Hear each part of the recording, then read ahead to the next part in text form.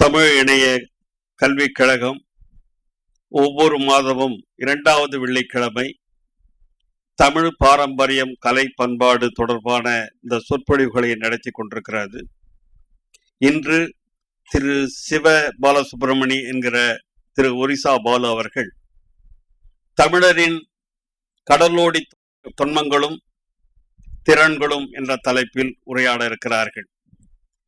திரு ஒரிசா பாலு அவர்கள் உறையூர், தமிழ்நாட்டிலே இருக்கிற உறையூரில் பிறந்து இயற்பியலில் கல்வி பட்டம் பெற்று பொறியியல் கருவிகளை பராமரித்து செப்பனிடுகிற பணியில் பயிற்சி பெற்று ஏறக்குறைய 20 ஆண்டுகள் ஒரிசாவில் பணியாற்றிருக்கிறார். ஒரு பன்னாட்டு நிறுவனத்தில் ஒரிசாவில் பணியாற்றிருக்கிறார்.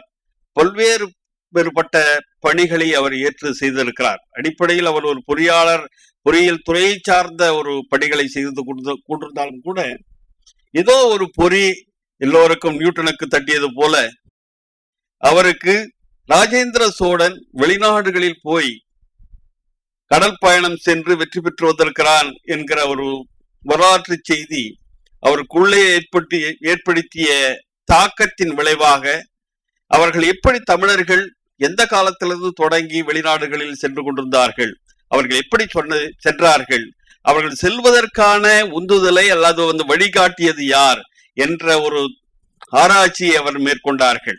அவர்களுக்கு தெரிந்தது இந்த ஆமைகளை வைத்துக் கொண்டு, ஆமைகள் இந்த நீரோட்டத்தை, கடலிலே இருக்கிற நீரோட்டத்தை அடிப்படையாக வைத்து ஒரு கண்டத்தை விட்டு இன்னொரு கண்டத்துக்கு செல்லுகிறது, முட்டையிடுவதற்கு தான் பிறந்த இடத்திற்கே மீண்டும் வருகிறது என்கிற அடிப்படை ஆராய்ச்சியை மேற்கொண்டு அந்த ஆமைகளின் மேல் இந்த உணர்விகளை வைத்து, சென்சார்ஸ் என்று சொல்லுகிறோம், அந்த RFA சென்சார்ஸ் சொல்லுவார்கள், அந்த கருவிகளை பொருத்தி இந்த கடலிலே அந்த ஆமை எப்படி நீந்துகிறது அல்லது மிதந்து செல்லுகிறது, ஒரு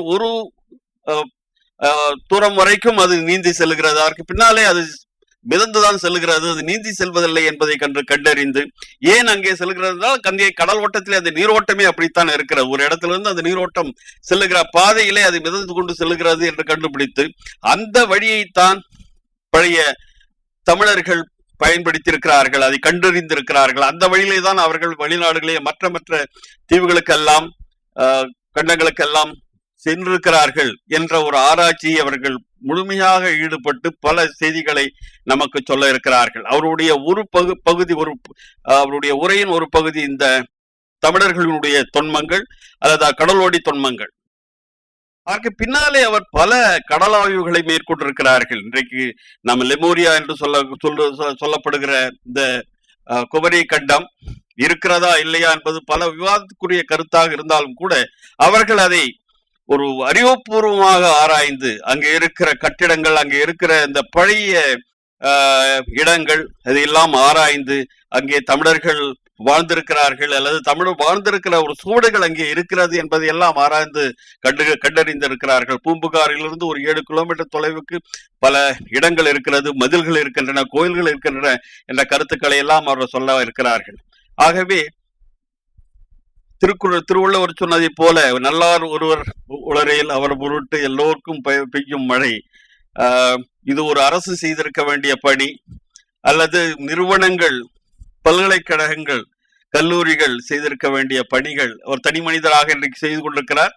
அவர் செய்வது ரொம்ப எளிதான காரியம் என்று நாம் நினைத்த வேண்டாம். நாம் சொல்வதை வைத்துக்கொண்டு இது மிக எளிதான ஒரு பணி, அவர் ஆராய்ச்சி செய்து கொண்டிருக்கிறார். ஆனால் அவர் செய்கிற அந்த ஆராய்ச்சிக்கு குறுக்காக பல இடையூறுகள் அவர் சந்திருக்கிறார். அவர்களுடைய இந்த முகநூலில் அவரோடு தொடர்பு கொண்டு அவரை பின்பற்றுகிறவர்களுக்கு அவருக்கு தெரியும். அடிக்கடி அவர் நான் முகநூலிலிருந்து விலகி செல்கிறேன் அப்படின்னு ஒரு கோபமாக எல்லாம் சில போடுவார். அவர் ஏனென்றால் அதற்கு அவர் வருகிற இந்த பின்னூட்டங்கள் அப்படிப்பட்ட தன்மையாக இருக்கிறது. ஏனென்றால் நமக்கு தமிழர்களுக்கு மிக எளிதான காரியம் இன்னொருவரை குறை சொல்வதுதான். யாராவது ஒருத்தர் ஒன்று செய்தாங்கன்னா அது இல்லை, நீ செய்யறது தவறு, இதற்கு என்ன ஆதாரம், அதுக்கு என்ன ஆதாரம் அப்படின்னு சொல்லுவார்கள். இல்லது இவருக்கு இது தெரியாது, நீங்கள் யார் இது செய்வதற்கு, நீங்கள் அடிப்படையில் ஒரு இயல்பியல் அறிஞர், நீங்கள் இந்த பணியை நீங்களே சொல்லி, இது ஒரு பெரிய ஆர்கியாலஜி, அதாவது தொல்லியல் துறை சார்ந்தவர்கள் தான் இது செய்ய வேண்டும், இதை செய்வதற்கு உங்களுக்கு என்ன தகுதி இருக்கிறது என்பதை எளிதாக பலர் கேட்டுக்கொண்டிருப்பார்கள். நமக்கு இந்த குற்றம் கண்டுபிடித்தே புகழ் பெறுகிறவர்கள் நிறைய பேர் இருக்கிறது போல அவர்கள் நமக்கு தமிழர்களுக்கு பொதுவாக அது ஒரு பெரிய கைவந்த கலை. ஆகவே அப்படி சொல்லுகிற போது அவர் சில நேரங்கள் கோபப்படுவார், சில நேரங்கள் சரி மீண்டும் அவர் ஏனென்றால் பணி தொடங்கிவிட்ட பிறகு அதை நடுவில் நிறுத்த முடியாது. அவர்களுக்கு அதுதான் அவர்களுக்கு இந்த உயிராக இருக்கிற ஒரு பணி. அவர்கள் இந்த பணியை அவர் நிறுத்திவிட்டால் சிலர்கள் அவர்கள் இந்த செயலிழந்து போவார்கள். ஆகவே அத்தகைய ஒரு 2 பணிகளை தமிழர்கள் கடலோடி தொன்மங்கள், அவருடைய திறமைகள், அவர்கள் கப்பல் கட்டியது, ஓடங்களை வைத்துக் கொண்டு சென்றது, இப்படிப்பட்ட ஒரு பகுதியான ஒரு ஆய்வு. 2வது ஆய்வு தமிழகத்திலே பழைய தமிழர்கள் எங்கே இருந்தார்கள், அவர்கள் இருந்த இடங்கள் எப்படி, இவர்கள் எப்படி வடக்கு நோக்கி போனார்களா அல்லது வடக்கிலிருந்து தெற்கு நோக்கி வந்தார்களா என்கிற ஆய்வுகள். வெளிநாடுகளிலே இருக்கிற பல இடங்களின் பெயர்கள் தமிழ் பெயர்களாக இருக்கிறது. இவர் கண்டுபிடித்த இந்த ஆமைகள் போகிற இடத்துல எல்லாம் இந்த ஊர்களை பெயர் பார்த்தீங்கன்னா தமிழ்ல இருக்கிற பெயர்களாகத்தான் இருக்கிறது என்று அவர்கள் கண்டறிந்திருக்கிறார்கள். ஆகவே இத்தகைய பரவலான பல செய்திகளை, நமக்கு தெரியாத பல செய்திகளை அறிவியல் பூர்வமாக அணுகி ஆராய்ந்து நமக்கு சொல்ல இருக்கிறார்கள். ஆகவே அவர்களை இந்த உரையாற்றுமாறு பணியோடு கேட்டுக்கொள்கிறோம். திரு பாலு அவர்கள். தமிழ் இணைய கல்விக் கழகத்தில் என்னுடைய உரையை நிகழ்த்துவதற்கு மிகவும் மனநிறைவு இருக்கிறது. காரணம் என்னவென்றால், என்னுடைய ஆய்வு முழுக்க வர்ச்சுவல் வேர்ல்டு என்று சொல்லக்கூடிய இணையத்தை பயன்படுத்தி தான் உலகம் முழுக்கும் இருக்கும் தமிழர்களை ஒருங்கிணைத்து இந்த ஆய்வை என்னால் செய்ய முடிந்தது.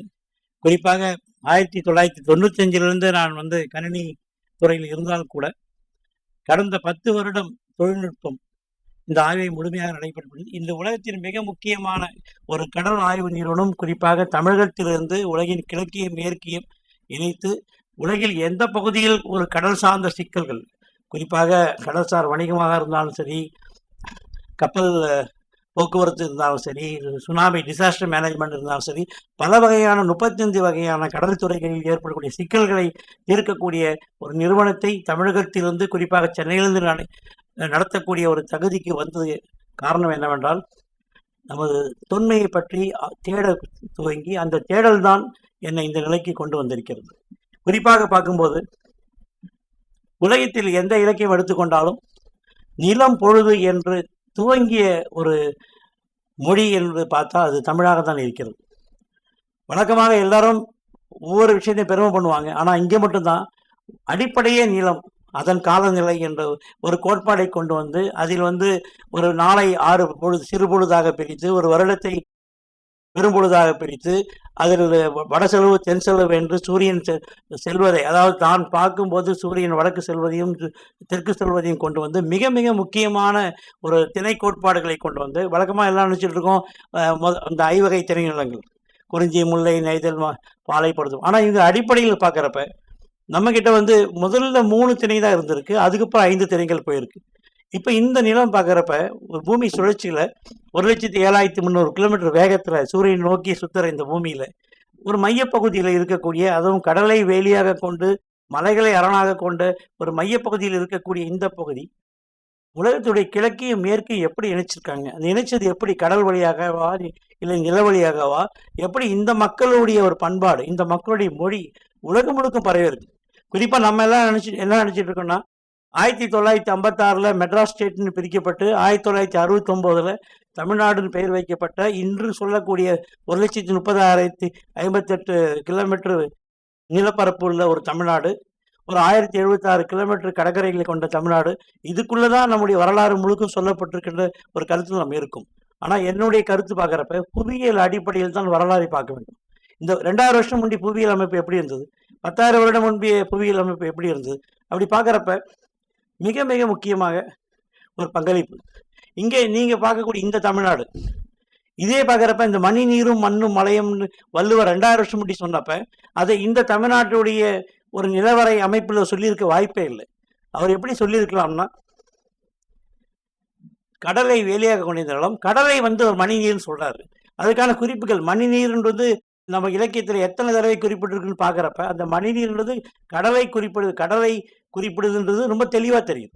இதுவரை மணின்றது நல்ல நீர்ன்ற மாதிரி தான் சொல்லிட்டு இருந்தோம். ஆனால் அவர் கடலையும் சொல்றாரு, இந்த மலைக்கும் கடலுக்கும் நடுவில் இருக்கிற நிலத்தையும் சொல்றாரு. மணி நீரும் மண்ணும் மலையும் சொல்லி மிக அழகா 2000 வருடம் முன்பு வாழ்ந்த ஒருத்தர் வந்து இந்த லேண்ட்ஸ்கேப்பை எவ்வளோ அழகா சொல்லி, அதில் இருக்கக்கூடிய திணை கோட்பாடு, அதில் இருக்கக்கூடிய தொழில் சார்ந்த திறன், நம்ம மலைகள் மட்டும் இல்லாமல் இருந்தாலும் இந்த மக்கள் உலகம் முழுக்க கடலில் போயிருக்க முடியாது. ஏன்னா ஒரு படகு கப்பல் செய்யறதுக்கு தேவையான மரங்களே மலையில தான் கிடைக்கும். அதே மாதிரி இந்த முல்லை நிலத்தில் இருக்கக்கூடிய கிழங்கு வகைகள் தான் இவங்களை வெளிநாடுகளுக்கு போகிறப்ப உணவுக்கு பயன்படுத்த முடிஞ்சிருக்கு. அப்போ இந்த மக்கள் விரிதலை பெருங்கடல் வளைய உலகம்ன்ற இந்த மக்கள் இவங்களுடைய ஆளுமை, இவங்களுடைய மேலாண்மை திறன், இவங்களுடைய இந்த புரிதல் எப்படி உலக நாகரிகத்தில் உலக பண்பாட்டில் இருக்கின்றது மிக தெளிவாக நமக்கு தெரியுது. இப்போ இது ரொம்ப முக்கியம். இப்போ கடலுடைய திறன் பற்றி பேசுகிறப்ப நம்ம ஏன் மொழியை பற்றி பேசுகிறோம்னா அதுக்கு சில தேவைகள் இருக்கு. இன்னைக்கு உலகத்தில் முதல் மொழி எதுன்னு சொல்லக்கூடிய ஒரு ஆய்வு, நாஸ்டாட்டிக்ன்ற ஆய்வு வந்து 1903 நடந்துகிட்டு இருந்தா கூட அதில் இருக்கக்கூடிய ஒரு 7 மொழிகளில் நம்ம தமிழ் இருக்கு. ஒரு 10 வருடம் முன்பு திராவிடம் சொல்லப்பட்டது. இன்னைக்கு முழுக்க முழுக்க தமிழ்ன்ற, ஏன்னா அந்த திராவிடத்துடைய மூலமொழி தமிழ்ன்றதால நம்ம தமிழ்ன்றதை ஒரு ஆளுமைப்படுத்தி அந்த தமிழ் தேட வேண்டியதாக இருக்கு. இப்போ அந்த தமிழ் பார்க்குறப்ப இன்னைக்கு கூட இவ்வளோ நம்ம சொல்கிறோம் தமிழுடைய மேலாண்மை திறன் இழந்துட்டோம், இன்னைக்கு தமிழர்கள் வந்து ஒரு வேலை செய்யக்கூடிய திறனாகவும் ஒரு தொழில் முனைவர் திறன் இல்லாமல் இருக்கும் நம்ம சொல்லணும். இப்படி இருந்து கூட இன்னைக்கு உலகத்தில் 14வது பேசப்படும் மொழியாக இந்த தமிழ் இருக்குது. 191 நாடுகளில் கிட்டத்தட்ட பெரும்பாலும் 160 நாடுகள் இந்த தமிழர்கள் வாழ்ந்துட்டு. அப்போ இந்த மொழி 2000 வருடம் முன்பு 7 மிக முக்கிய மொழிகளில் ஒரு மொழியாக இருந்து அந்த மொழியும் கூட உலகினுடைய மற்ற மொழிகளை இணைக்கக்கூடிய ஒரு மொழியாக இருந்திருக்குன்னா அதற்கான காரணம் என்ன? அப்படி பார்க்குறப்ப இந்த மக்களுடைய கடலோடும் திறன் தான், இந்த மக்களுடைய அந்த கடல்சார் மேலாண்மை தான் இந்த இடத்துக்கு அவங்களை கொண்டு வந்திருக்கு. இது பார்க்குறப்ப நான் இந்த ஆய்வுக்கு வந்த புதுசு நிறைய பேர் சொன்னாங்க, கட்டுமரக்காரன் எப்படி கடலில் போயிருக்க முடியும், தமிழ் இலக்கியங்கள் மிகைப்படுத்தப்பட்டது, அதை நம்பிக்கிட்டு நீ கடலில் இறக்காதீங்க. ஆனால் கடலில் எப்பயுமே ஒரு தேடல் எப்படின்னா இருக்குன்னு நம்பினாதான் காலை வைக்க முடியும். எனக்கு கடலில் என்னுடைய தொன்மை இருக்குது, இந்த பெருங்கடலில் நம்ம தொன்மைகள் இருக்குது, தீவுகளில் நம்ம தொன்மை இருக்குது, நம்ம துவங்கின பிறகுதான் தேடலில் ஒவ்வொரு வெளிப்பாடும் வெளியே வந்தது. அப்படி பார்க்குறப்ப இந்த மேல் ஓட்டுக்கு செல்லக்கூடிய இந்த ஒற்றை திமிலை பயன்படுத்தக்கூடிய இந்த கட்டுமரம், அந்த கட்டுமரத்தில் அவங்களுடைய திறன், கடலுக்குள்ளே போகிறாங்க, ஒவ்வொரு இடத்துல எங்கெங்கே மீன் இருக்குன்னு தெரிஞ்சு வச்சுருக்காங்க, அந்த இடத்துல மீன் பிடிச்சி வரவங்கள ஒரு சாதாரண ஒரு மீனவராக என்னால் பார்க்க முடியல. அவங்கள வந்து ஒரு கடல்சார் மேலாண்மை, கடல்சார் சூழலில் தெரிந்த ஒரு மக்களாக பார்த்து இந்த பயணத்தை அவங்களோட நான் நிறைய தொடர்ந்து செய்கிறப்ப தான் தெரிஞ்சுது இவருடைய ஆளுமை வெறும் கட்டுமரத்தில் மட்டும் கிடையாது, இந்த மாதிரி மிகப்பெரிய பாய்மரம். ஏன்னா இங்கே வந்து தொடர்ந்து ஒவ்வொரு நாட்டு மக்களும் வந்து நம்ம மேலாண்மை செய்கிறப்ப இந்த மிகப்பெரிய பாய்மர கப்பலை கள்ளத்தோணின்னு சொல்லி ஒரு அடையாளம் கொடுத்தப்பட்டு நம்முடைய தொன்மையை நம்ம கண்ணு முன்னாடி மறைச்சிட்டாங்க. இந்த பாய்மர கப்பல் நீங்கள் பார்க்குறப்ப இந்த கிட்டத்தட்ட ஒரு 80 அடியிலேருந்து 120 அடியிலேருந்து 240 அடி வரைக்கும் இருக்கக்கூடிய இந்த பாய்மரக்கல் மிக சாதாரண ஒரு பாய்மரக்கல் கிடையாது. ஏன்னா கள்ளத்தோணின்றப்ப நம்ம அடையாளத்தை இழந்துட்டோம். ஆனால் இந்த பாய்மர கப்பல் தான் உலகம் முழுக்க போயிட்டு வந்தது. இந்த பாய்மர கப்பலை தோணின்னு சொல்லுவாங்க, நாவாயின்னு சொல்லுவாங்க, இதுக்கு ஒரு 130 வகையான பெயர்கள் இருக்கு. அப்போ இந்த பாய்மர கப்பல் மட்டும் ஏன் வந்து உலகம் முழுக்க போச்சுன்றப்ப அந்த காலத்தில் கடலில் போகிற கப்பல்கள், மரக்கப்பல்கள் இடி விழுந்து எரிஞ்சிரும், மரக்கப்பல் எரிஞ்சிரும். கடலில் அவங்களுக்கு வந்து அவங்களால காற்றின் வழியில் வந்ததாலும் போக முடியாது. ஆனால் இந்த மக்கள் கடல் நீரோட்டத்தை அடிப்படையாக வச்சு போனதாலும் கருங்காலி மரத்தை பயன்படுத்துவதால இடி இடிச்சா கருங்காலி மரத்தின் மேலே விழுந்து இடியை கடத்தி கடலில் வந்து வடவைன்ற ஒரு தீவை உருவாகும். இந்த கப்பலில் நானே நிறைய முறை பயணம் பண்ணியிருக்கேன். இந்த தோணியில் இருக்கக்கூடிய தொழில்நுட்பங்கள் பார்த்தீங்கன்னா 1.5 மீட்டரு ஆழம் கொண்ட ஒரு கழிமுக பகுதியில் கூட இந்த தோணியால் உள்ளே வர முடியும். அதே மாதிரி கடல் பொங்கி வரப்ப இந்த தோணி உள்ளே வந்து பொருளை இறக்கி வச்சு அடுத்த பகுதி வழியாக வெளியே போயிடும். அது இல்லாமல் இந்த பாய்மர கப்பலுக்கு அடியில் ஒரு ஃபால்ஸ் ஒரு இது இருக்கும். அதாவது ஒரு அடித்தட்டு வந்து ஃபால்ஸ் இருக்கப்ப பாறை மோதனா கூட அந்த அடிப்பகுதியில் மேல் தட்டு தான் பாதிக்கப்படுமே தவிர உள்பகுதி பாதிக்கப்படும். அந்த மாதிரி மிக அழகான தொழில். இதுக்காக ஓடாவின்ற ஒரு சமூகம் தமிழ்நாட்டில் இருந்திருக்காங்க, இப்போ ரொம்ப குறைவாக இருக்காங்க. நான் வந்து போய் காணொலி அவங்களை எடுத்தப்ப ஒரு 3-4 பழைய ஆள் தான் என்னால் பார்க்க முடிஞ்சது. அப்போ பார்க்குறப்ப மிகப்பெரிய ஒரு ஓடாவின்ற சமூகம் இங்கே இருக்காங்க, மிகப்பெரிய பாய்மர துணி செய்யக்கூடிய வாதிரியார்னு ஒரு சமூகம் இங்கே இருந்திருக்காங்க, அந்த கயிறுகள் செய்யக்கூடிய அந்த மாதிரி இந்த கப்பல்கள் செய்யக்கூடிய மிகப்பெரிய ஒரு குழுமங்கள் தமிழ்நாட்டில் இருந்திருக்கு. இந்த குழுமங்கள் பார்க்குறப்ப இந்த குழுமங்களில் ஒவ்வொரு திறன் கொண்டவங்களும் இருந்திருக்காங்க. இப்போ இந்த கப்பல் இந்த கப்பல் வந்து நம்ம சொல்ற மாதிரி சேர சோழ பாண்டிய நாட்டுக்கு மட்டும்தான் சொந்தமானதா, இல்ல பல்லவர்கள் மட்டும்தான் இதுக்கு பின்புலம் பார்க்கறப்பதான் தெரியுது. ஆங்கிலேயர்கள் இங்க வந்தப்ப முதல் மீன்வளத்துறையை மெட்ராஸ்ல தான் அமைக்கிறாங்க. அப்படி அமைக்கிறப்ப அதோடைய முதல் அதிகாரி ஜேம்ஸ் ஆர்னல்ட் அதிகாரி ஆய்வு பண்ணி அவர் 2 வகையான ஆய்வு பண்ணாரு. ஒன்று வந்து கடல்ல எங்கெங்க ஆயிஸ்டர் பேர்ல் கிடைக்குதுன்றதை ஆய்வு பண்ணாரு. அடுத்து நம்முடைய படகுகள் திறன் எந்தெந்த தமிழ்நாட்டில் பார்க்குறப்ப கிட்டத்தட்ட 17 ஆற்றுப்படுக்கை இருக்கு, 53 இடங்கள்ல கடல்ல வந்து ஆறுகள் கலக்குது. அந்த இடத்துல இருக்க படகுகளுடைய தன்மையெல்லாம் ஆய்வு பண்ணி மிக வியந்தார். அது எப்படி இங்க இருக்க படகுகளுடைய அதே வடிவங்கள் வந்து உலக நாட்டில் இருக்கு, ஒருவேளை உலக நாட்டு மக்கள் இங்க வந்தாங்களான்ற கருத்து எப்படி கால்டுவெல் வந்து மைனர் ஆசியா இருந்து மக்கள் இங்க வந்தாங்கன்னு நினைச்சாரோ அதே மாதிரி இவரும் நினைச்சார். ஆனா உண்மை என்னன்னு பாக்குறப்ப இந்த நாவாய் தோணி சொல்லக்கூடிய நம்முடைய பாய்மர கப்பல் இதோடைய ஆளுமை உலகம் முழுக்க எல்லா நாடுகள்லயும் அதோடைய திறனை காமிச்சிருக்கு. இதுல போன மக்கள் ரொம்ப சாதாரண மக்கள் கிடையாது. இவங்களுக்கு பேர் என்ன தெரியுங்களா? திரை மீளர். கடல்ல ஆழ்கடல்ல போய் திரையிலிருந்து மீண்டு வரவங்களுக்கு, குறிப்பா கன்னியாகுமரி மக்கள் அழகா சொல்லுவாங்க திரை அடிக்குது திரை அடிக்குதுன்னு. இங்க நமக்கு அலைன்னு சொல்லி பழக்கப்பட்டதை ஒரு சொல்ல அவங்க திரைன்ற சொல் பண்ணது இந்த திரை மீளர், திரையிலேருந்து மீண்டு வரவங்க. ஏன்னா என்னையே சொல்லுவாங்க 4 தடவை நான் கடலில் போய் உயிர் பழிச்சதால நீ ஒரு நல்ல திரை மீளனை பாடுவாங்க. ஏன்னா திரை மீளர்ன்ற இந்த மக்கள் உலக நாடுகளில் திரமீலான்ற பேரில் இருந்திருக்காங்க, திரைமீலின் பேரில் இருந்திருக்காங்க, டிரவிடன் பேரில் இருந்திருக்காங்க, ட்ரமீரான் பேரில் இருந்திருக்காங்க. இந்த பேர் வந்து மிக மிக திரைமீலர்ன்ற ஒரு சொல் அடிப்படை வந்து உலக நாட்டில் பல இடங்கள் இருக்கு. தமிழர்ன்ற பேரில் கூட இருக்கு. வழிவுடைத்த களம்போல். இப்ப இந்த பார்க்கறப்ப இந்த ஒடின்னு சொல்லக்கூடிய இந்த உருன்னு சொல்லக்கூடிய நம்முடைய மிக அழகான மிகப்பெரிய பெரிய கப்பல் 2500 டன்னுக்கு மேல எடை கொண்ட கப்பல், கிட்டத்தட்ட ஒட்டகம், யானை, குதிரை எல்லாத்தையும் எடுத்துட்டு போன கப்பல், அதுவும் ஆழ குறைவான பகுதியில் கூட போய் பொருளை இறக்கிட்டு வந்த இந்த கப்பல் பார்க்கறப்ப இதோட திறன் பார்க்கறப்ப இதுக்குரிய மெய்யியல் தன்மை உங்களுக்கு எப்படி வந்தது? இந்த தமிழர்கள் வந்து கடலை வேலியாக கொண்டு இந்த மேற்கு தொடர்ச்சி மலை கிழக்கு தொடர்ச்சி மலையை அரணாக கொண்டு அதில் இருக்கக்கூடிய இயற்கை வளங்களை புரிஞ்சுக்கிட்டப்ப நான் ரொம்ப ரொம்ப வியந்து போனது என்னன்னா, இந்த படகுகள் இந்த கப்பல் செய்யக்கூடிய திறன் அப்படி பார்க்குறப்ப இவங்களுக்கு எதை அடிப்படையாக கொண்டு இவங்களுடைய நாகரிகம் அமைஞ்சது. இது பாருங்க, இந்த இலக்கிய சொல் நாங்கள் இப்போ எடுக்கல, ஏன்னா எடுத்த நேரம் போயிடும். இது எல்லாம் இவங்க எல்லாருக்குமே தெரியும். தமிழ் அறிஞ்ச எல்லாருக்குமே தமிழுடைய கடலோட திறன், தமிழுடைய கடல் வணிகம் எல்லாமே தெரியும். அப்படி பார்க்குறப்ப கிட்டத்தட்ட மத்திய தரை கடல் பகுதியிலேருந்து இங்கே இருக்க ஒவ்வொரு துறைமுகத்திலும் தமிழ் ஆளுமை இருந்திருக்கு. இது உலகத்துடைய மேற்கை வந்து இணைத்த மக்களாக இவங்க இருக்கிறாங்க. கிரேக்கர்களை இவங்களுக்கு தெரியும், பாரசீக மக்களை தெரியும், அரேபியர்களை தெரியும், பிலிஸ்டிகளை தெரியும், எல்லா மக்களையும் தெரியும், சுமேரிய மக்களை தெரியும், சிந்துவெளி மக்களை தெரியும், எல்லா மக்களையும் தெரிந்த மக்களாக இருக்கிற இவங்க அதே நேரத்தில் உலகத்துடைய கிழக்கை இணைச்சிருக்கு. கலந்துரு திருவீர் புலம்பெயர் மக்கள்ன்ற மாதிரி இந்த மக்கள் வந்து உங்களுக்கு சாவக மக்கள் தெரியும், இந்தோனேஷியா மக்கள் தெரியும், ஆஸ்திரேலியா மக்கள் தெரியும், பிலிப்பைன்ஸ், கொரியா, ஜப்பான், சைனா, கிட்டத்தட்ட தென் அமெரிக்கா, வட அமெரிக்கா எல்லா மக்களையும் இந்தோ பசிபிக் கடல்ல இருக்கக்கூடிய அத்தனை தீவுகளும் தெரிஞ்சு வச்சிருக்காங்க. இது காலகம் சொல்லக்கூடிய பர்மாலேருந்து இந்தோசீனா எல்லா இடம் தெரிஞ்சு வச்சிருக்காங்கன்னா இவருடைய கடல்சார் ஆளுமை எந்த அளவுக்கு இருந்திருக்கு பாருங்க. இது ரொம்ப ரொம்ப முக்கியம். ப்ரொஃபசர் நாகராஜன் கூட இருக்காங்க. இந்த சில்க் ரூட், சீனாவிலேருந்து வரக்கூடிய பட்டு வழி பாதை, அதே மாதிரி கிரேக்கத்திலேருந்து வரக்கூடிய மிளகு வழி பாதை, இந்த 2 பாதையும் இணைக்கக்கூடிய ஒரே பகுதியாக நம்மளுடைய மேற்கு தொடர்ச்சி மலையும் கிழக்கு தொடர்ச்சி மலையும் இருந்திருக்கு.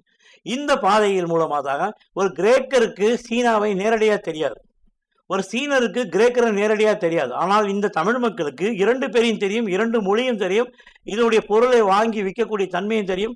இதோடைய ஒரு இன்னைக்கு சொல்ல மாதிரி ஒரு பிஸ்னஸ் கிளஸ்டர், ஒரு வணிகத்துடைய ஒரு முழுமையான மேலாண்மை திறனை இந்த மக்கள் 2000 வருடத்துக்கு முன்பே வச்சிருக்கானா? இந்த திறன் வந்து 2000 வருடமா தான் இருக்கா?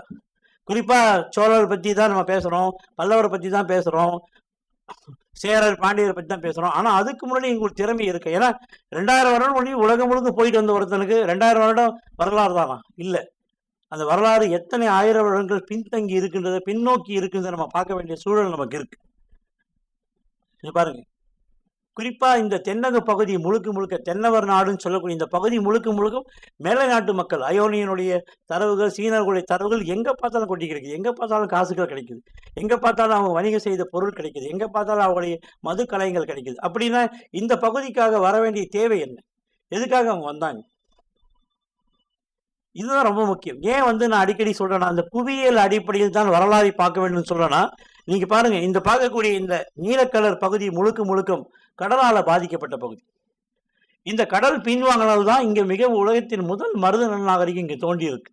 இந்த பகுதி பார்க்குறப்ப இதை வழக்கமா என்ன சொல்லுவாங்க, புராணங்கள் என்ன சொல்லுவாங்க, பரசுராமர் கோடலை விட்டு எரிஞ்சாரு, கேரளா உருவாச்சிடுவாங்க. அந்த கேரளான்றது அந்த காலத்தில் சேரளம்ன்ற பேரில் தான் இருந்திருக்கு. ஆங்கிலேயர்கள் தான் அதுக்கு கேரளம்னு பேர் வச்சாங்க. இந்த சேரள அதே பகுதிகளை, அதே தமிழ்நாட்டு பகுதிகளை இவரை புறப்பொருள் வெண்பாம் மலையில் ஐயனார் எப்படி பார்க்குறா பாருங்க. வையகம் போர்த்த வயங்குறை நீர் கையகலை, அதாவது இந்த நிலத்தை சுற்றி இருந்த நீர் கையகலை விலக, அங்கே இருக்கக்கூடிய கல்லும் மண்ணும் தோன்றா காலத்திலே வாளோடு இரும்பு நாகரிகத்தோடு தோன்றிய மூத்த குடின்னு ஒருத்தர் பதிவு பண்ணியிருக்காரு.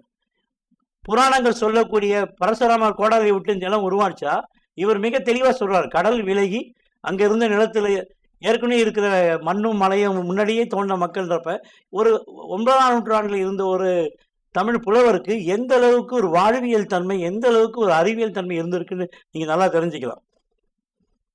இது பார்த்தீங்கன்னா வாரணாசி, அரியலூர் பூம்புகார்லேருந்து 116 கிலோமீட்டர் உள்ள இருக்கக்கூடிய நிலத்தில் கடல் இருந்தக்கூடிய தரவுகள் நமக்கு இப்பயே இருக்கு. வாரணாசி, காரை, இந்த வாரணம்னா கடல்ன்ற பொருள். வழக்கமாக நான் போனப்போ என்ன சொன்னாங்க, வாரணம்னா யானை கட்டின இடம்னாங்க. யானை கட்டினதுக்கு எந்த தரவும் இல்லை. ஆனால் கடல் இருந்தக்கூடிய தரவுகள் 116 கிலோமீட்டர் தள்ளி அங்கே மிக தெளிவாக இருக்கு. அதே மாதிரி இங்கே விலாகம் சிதம்பரம் பக்கத்தில் பல இடங்களில் 13 கிலோமீட்டர்ல வரைக்கும் பல இடங்களில் மண்ணுக்கு கீழே புதை கொண்ட நகரங்கள் அப்படியே இருக்கு. கன்னியாகுமரியிலேருந்து கிட்டத்தட்ட சென்னை வரைக்கும் பார்த்தீங்கன்னா மண்ணுக்குள்ளே இருக்கக்கூடிய தரவுகள் மிக அழகாக இருக்குது. அதனால தான் புவியியல் அடிப்படையில் நம்ம வரலாறை நம்ம பின்னோக்கி பார்க்குறப்ப அதுக்கு தேவை இருக்குன்னு நாங்கள் நினைக்கிறோம். இது பார்த்தீங்கன்னா ரொம்ப முக்கியம். 2000 வருட வரலாறு மட்டும் கிடையாது. மெட்ராஸ் ஸ்டோன் ஆக்ஸ் ஃபேக்ட்ரின்னு சொல்லக்கூடிய நம்ம தமிழ்நாட்டுடைய இந்த சென்னையில் இருக்கக்கூடிய குடத்தலை ஆற்று நாகரிகம், அடையாறு நாட்டு நாகரிகம், இதோடைய காலம் பார்க்குறப்ப கிட்டத்தட்ட இப்போ பார்த்தீங்கன்னா 17 லட்சம் வருஷம் முன்னாடி போகுது. 17 லட்சம் வருஷம் முன்னாடி இங்கே பயன்படுத்தின கல் ஆயுதங்கள் இங்கே கிடைச்சிருக்கு. அதுக்கு தான் இதுக்கு மெட்ராஸ் ஸ்டோன் ஆக்ஸ் ஃபேக்ட்ரின்னு பேர். இந்த பகுதியில் பார்க்குறப்ப 179 இடங்களில் தொல் பழங்கற்கால கருவிகள் கிடைச்சிருக்கு. ஒரு விலங்குகளை கொல்ல ஒரு மனிதன் பயன்படுத்திய கல்லாயுதங்களும் அங்கே மனிதன் வாழ்ந்ததுக்கான தரவுகள் கிடைச்சப்ப இப்போ சாந்தி பப்புலாம் ரொம்ப அழகாக பண்ணிட்டு இருக்காங்க. இப்போ இந்த பகுதி இதில் வாழ்ந்த மக்கள் 17 லட்சம் வருஷத்துலேருந்து தொடர்ந்து வாழ்ந்தாங்கன்னா அவங்களுடைய காலம் கொஞ்சம் கொஞ்சமாக குறைய இப்போ அவங்களுடைய ஒரு 30,000 வருடங்களுக்கு முன்பு, 40,000 வருடங்களுக்கு முன்பு, கிட்டத்தட்ட 1 லட்சம் வருஷம் முன்பு அவங்களுடைய மனநிலை எப்படி இருந்தது? கடல் ஒட்டி வாழ்ந்த இந்த மக்கள் ஏன் கடலில் பயணம் பண்ணியிருக்கக்கூடாது? இன்றைக்கி ஆய்வு என்ன சொல்லுதுன்னா 1,30,000 வருடத்திலிருந்து 40,000 வருடத்துக்கு முன்பாகவே கடல் பயணங்கள் துவங்கப்பட்டன. அந்த முதல் கடல் பயணம் செஞ்சவங்க முதல்ல என்ன சொன்னாங்க, ஃபினிஷியர் தான் ஒரு 4000 வருஷம் முன்னாடி கடலில் போனாங்க. இப்போ சாலமன் காட்டிலாம் கடலில் வந்தாங்க. அது ஈஜிப்டில் இருக்கக்கூடிய அரசி பார்த்தோன்னா 1800 பிசிலே கடலில் போனாங்கன்னு. ஆனால் இன்னைக்கு பார்க்குறப்ப மிக அதிகமாக கிட்டத்தட்ட 650 இடங்கள் தொல் பழங்கற்கால இடங்கள் தமிழ்நாட்டில் இருக்கு. இந்த 650 இடங்களில் வாழ்ந்த மக்கள் ஏன் கடலில் போயிருக்க முடியாது? அந்த மக்கள் ஏன் ஆஸ்திரேலியா மிக மிக தெளிவாக சொல்கிறாங்க, ஆஸ்திரேலியா இருக்க மக்களுடைய அந்த தாயகம் பார்க்குறப்ப இந்த தமிழ்நாட்டு பகுதின்றது இப்போ எல்லாரும் பேச ஆரம்பிச்சிருக்கு. அதே மாதிரி மெக்சிகோ பகுதியில் இருக்கக்கூடிய மாயன், இன்கா, நோவாதின் மக்கள் தமிழ் சார்ந்தது, சாவகத்தில் இருந்த மக்கள் தமிழ் சார்ந்தது, செயலாளர் தொல் பழங்கற்கால குடிகள் தமிழ் சார்ந்ததுன்னு எல்லாரும் பேச ஆரம்பிச்சிருக்காங்க. அப்போ இந்த பகுதியில் உண்மையான நிலையை நம்ம தெரிஞ்சுக்கணும்னா, வரலாறை பற்றி நம்ம தெரிஞ்சுக்கணும்னா புவியியல் அடிப்படை இருந்தால் மட்டுமே நம்முடைய தொன்மையை புரிஞ்சிக்க முடியும். அந்த தொன்மையை புரிஞ்சிக்க முடியாது தான் சுமேரிய மக்கள் இங்கே வந்தாங்கன்னு ஒருத்தர் சொல்கிறாரு, சிந்துவெளி மக்கள் வந்தாங்க நீங்கள் சொல்கிறாரு, இங்கே தமிழ்நாட்டில் யாருமே வாழலை, எல்லாம் வெளியிலேருந்து வந்தாங்கன்னு சொல்லிட்டு இருக்காங்க. இங்கே பார்க்குறப்ப பாருங்கள், திருப்பதியில் இருக்கக்கூடிய பாறை ஓவியங்கள், பழனி மாயவன் கரடு இதில் இருக்கக்கூடிய பாறை ஓவியங்கள்லாம் மிக தெளிவாக இப்போ இந்தியாவோட மிக பழமையான ஓவியங்களுக்கு இதுவும் வரிசையில் இருக்குது. 40,000 வருடங்களுக்கு முன்பு வரையப்பட்ட ஓவியமாக இருக்கலான்னு கருதுகோளும் இன்றைக்கி அதுக்காக ஒரு அறிவியல் கோட்பாடும் தொடர்ந்து பண்ணிக்கிட்டு இருக்காங்க. அப்போ 40,000 வருடங்களுக்கு முன்பு டைனோசர் மாதிரி உருவத்தை ஒருத்தன் கையில் இழுத்துட்டு போகிறான்னா, இந்த மம்மத் இப்போ யானைக்கு முற்பட்ட ஒரு விலங்கு, அந்த விலங்கை சுற்றி வளைச்சி இவங்க கையில் ஆயுதம் வச்சு பிடிக்கிறாங்கன்னா தமிழருடைய இரும்புகால நாகரிகம் வெறும் 2000 வருடம் நாகரிகமா? நீங்களே சிந்திங்க, இது உங்ககிட்டே விட்டுறேன். இந்த ஓவியத்துடைய தன்மை இப்போ 40,000 வருடம் இருக்கலாம்னு உறுதி செய். இதே மாதிரி இங்கேருந்து கிட்டத்தட்ட பழனி வரைக்கும் இருக்கக்கூடிய பாறை ஓவியங்கள் இப்போ நமக்கு வழக்கமாக செப்பேடுகளை பற்றி பெருமையாக பேசுகிறோம், கல்வெட்டுக்களை பற்றி பெருமையாக பேசுகிறோம். ஏன் பாறை ஓவியங்களை பற்றி நம்ம யாரும் பேசுறது இல்லை? எல்லா பாறை ஓவியங்களும் 2000 வருஷம் பழமைன்னு ஏன் சொல்லிட்டு வரும்? பாறை ஓவியங்கள், இதே பாறை ஓவியங்களை ஒரு பிரான்ஸ்ல சொல்லப்ப 50,000 வருஷம் சொல்றாங்க, ஆஸ்திரேலியா சொல்லப்ப 40,000 வருஷம் சொல்றாங்க. ஏன் நம்ம பாறை ஓவியங்களே வந்து நம்ம முழுமையா ஒரு பெட்ரோகிராபிக்கல் ஸ்டடி, ஏன்னா நான் அடிப்படையில் இன்னைக்கு தமிழ் தொன்மையை பற்றி ஆய்வு இருந்தால் கூட ஒரு 20 வருடங்களாக அறிவியல் துறையில் இயங்கிட்டு வருவேன். அந்த பெட்ரோகிராஃப் அடிப்படையிலே பாறையுடைய கனிமத்தன்மையை, அந்த பாறையில் வரையப்படக்கூடிய இந்த இந்த ஓவியங்களுக்கு பயன்படுத்தக்கூடிய அந்த பிக்மெண்ட்ஸையும் ஏன் நம்ம ஆய்வு பண்ண முடியுது. இது மட்டும் இல்லை, 200 இடங்களில் தமிழ்நாட்டில் மேற்கு தொடர்ச்சி மலை, கிழக்கு தொடர்ச்சி மலையில் இந்த பிரிக்கப்படாத அந்த காலத்துடைய இந்த தென்னக பகுதியில் ஏகப்பட்ட பாறை ஓவியங்கள் இருக்கு. இந்த பாறை ஓவியங்களை முழுமையாக ஆய்வு செஞ்சாலே நம்முடைய தொன்மை மிக அழகாக வெளிப்படும். அது மட்டும் இல்லை, வல்லவன் ஏவா வானவூர்தி பற்றி இலக்கியத்தில் படிச்சிருக்கீங்க. ஆனால் பாறை ஓவியங்களில் ஒரு ரதம், இதே மாதிரி ரதம் வந்து சீனாவுடைய சுவர்கள் பக்கத்தில் இருக்கு. இதே மாதிரி ஒரு வடிவம் அங்கே பாறை ஓவியங்கள். இப்போ பாறை ஓவியம் ஒப்பிட்டு கூட நம்ம பண்ணுறதில்லை. உலக நாட்டில் இருக்கக்கூடிய பாறை ஓவியங்களை அது தமிழ்நாட்டில் இருக்க பாறை ஓவியங்களை ஒப்பிட்டு பண்ணாலே நம்முடைய தொன்மை மிக மிக தெளிவாக தெரியும்.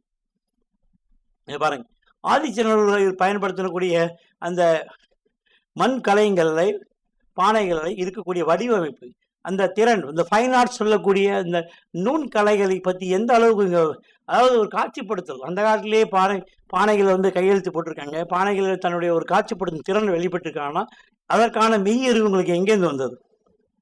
இதை பாருங்க, கப்பல் வீட்டில் பயன்படுத்தக்கூடிய நான் நிறைய பார்த்துருக்கேன். அன்றாட அதனுடைய அறிவியல் வந்து மிக மிக எளிமையானது, மிக மிக அழகாக காட்சிப்படுத்தக்கூடியது. அதில் ஒரு உயர்தன்மை இருந்தால் கூட அது அன்றாடம் பயன்படுத்தக்கூடிய முறையில் இருந்தால மிக எளிமையாக வடிவமைக்கப்பட்டிருக்கு. இது அழகன் குளம் பகுதியில் 17 அடிக்கு கீழே கிடைச்ச ஒரு மண்கலையம்.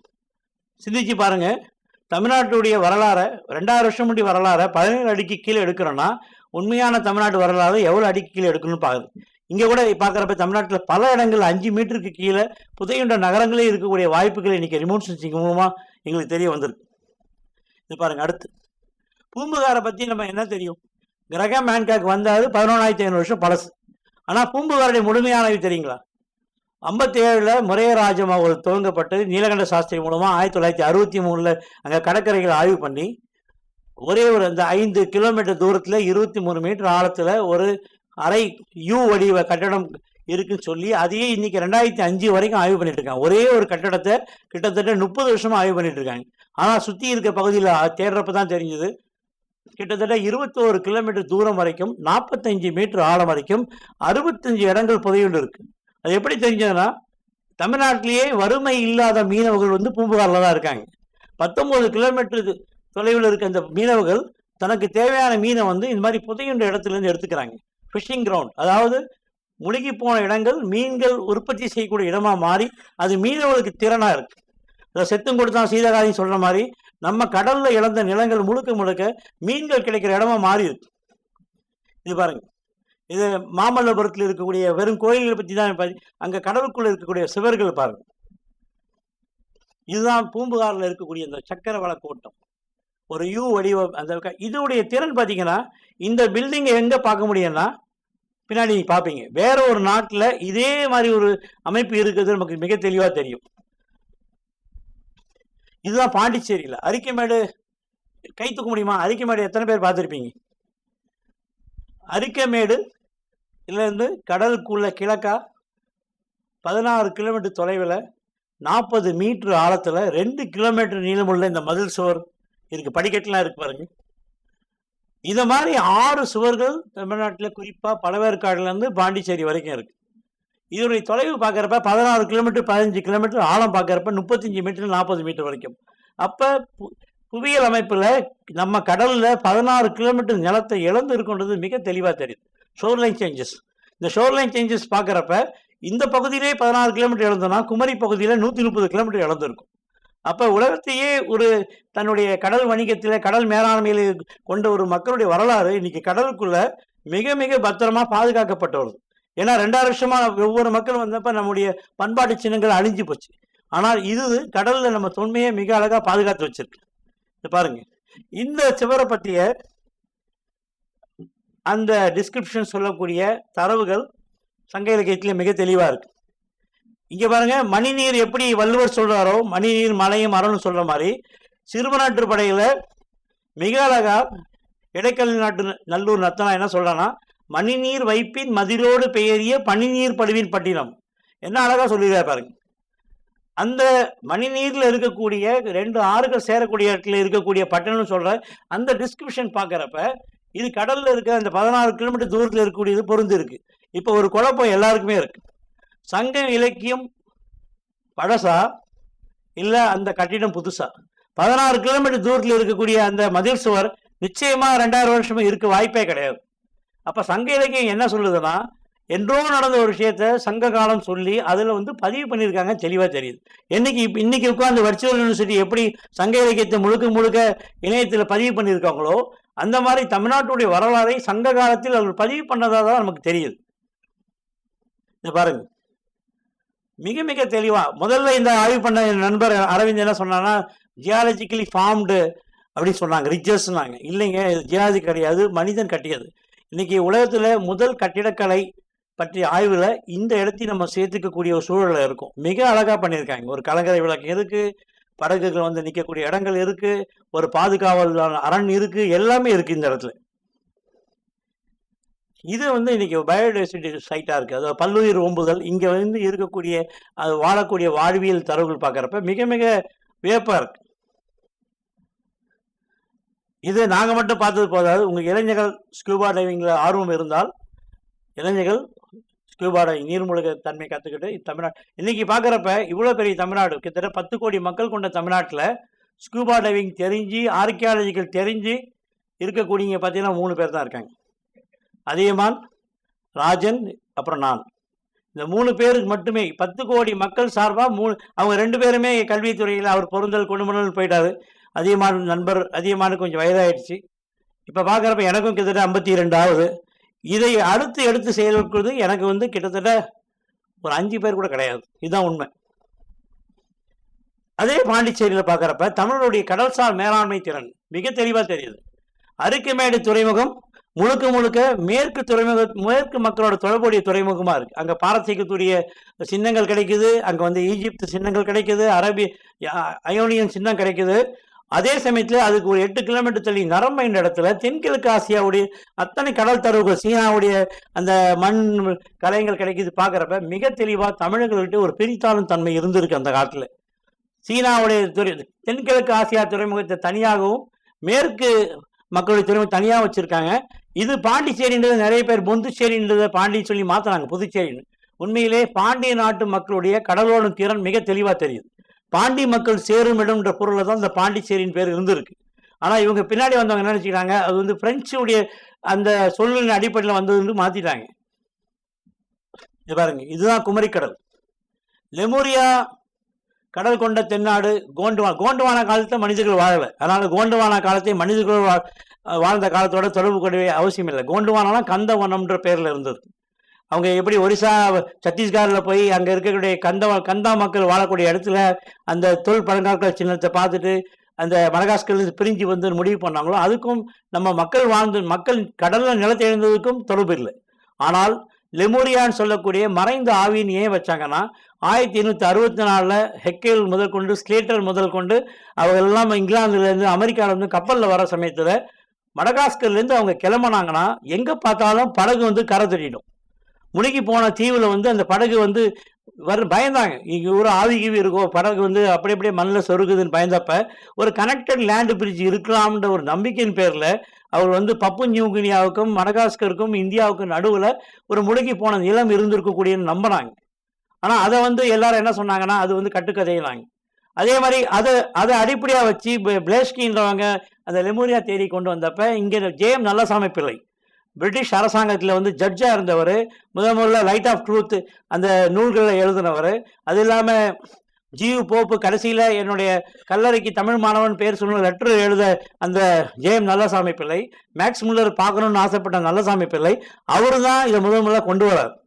இந்த லெமூரியா சொல்லக்கூடிய கோட்பாடுகள் எங்களுடைய இறைநாடக பொருளையும் இருக்குது, எங்களுடைய சிலப்பதிகாரத்தில் இருக்குது சொல்லி 1898 மதுரை தமிழ் சங்கத்தில் எக்ஸிக்யூட்டிவ் மெம்பராக இருந்தப்ப தொடர்ந்து செந்தமிழ் செல்வியில் இதை பற்றி நான் சொல்ல ஆரம்பித்த பிறகுதான் இந்த லெமூரியா கோட்பாடு தமிழர்களோட தொடர்புடைய இருந்த நம்பிக்கை இங்கே தொடர்ந்து எல்லாரும் அதை பற்றி பேசி பாவாணர்லாம் முழுமையாக நம்பின காலத்தில் 1922 பாவாணர்லாம் அப்போ வரலை.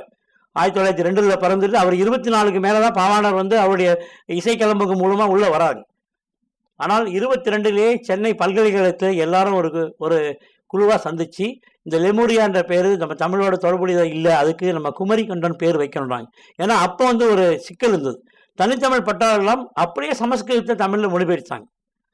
அந்த இதில் பார்க்குறப்ப அப்பாதுரையார் முதற்கொண்டு எல்லாரும் லெமூரியா அல்லது குமரிக்கண்டம் பேர் வச்சாங்க. இந்த குமரிக்கண்டம்ன்றது எப்படி வந்ததுன்னா, கிருஷ்ணருக்கு 9 பசங்க இருந்தாங்க, அதில் ஒரு பொண்ணு பேர் குமரின்ற பேரில் குமரிக்கண்டம்னு சொல்லி சமஸ்கிருதத்தின் அடிப்படையில் அந்த குமரிக்கண்டம் சொல்லு வந்தது.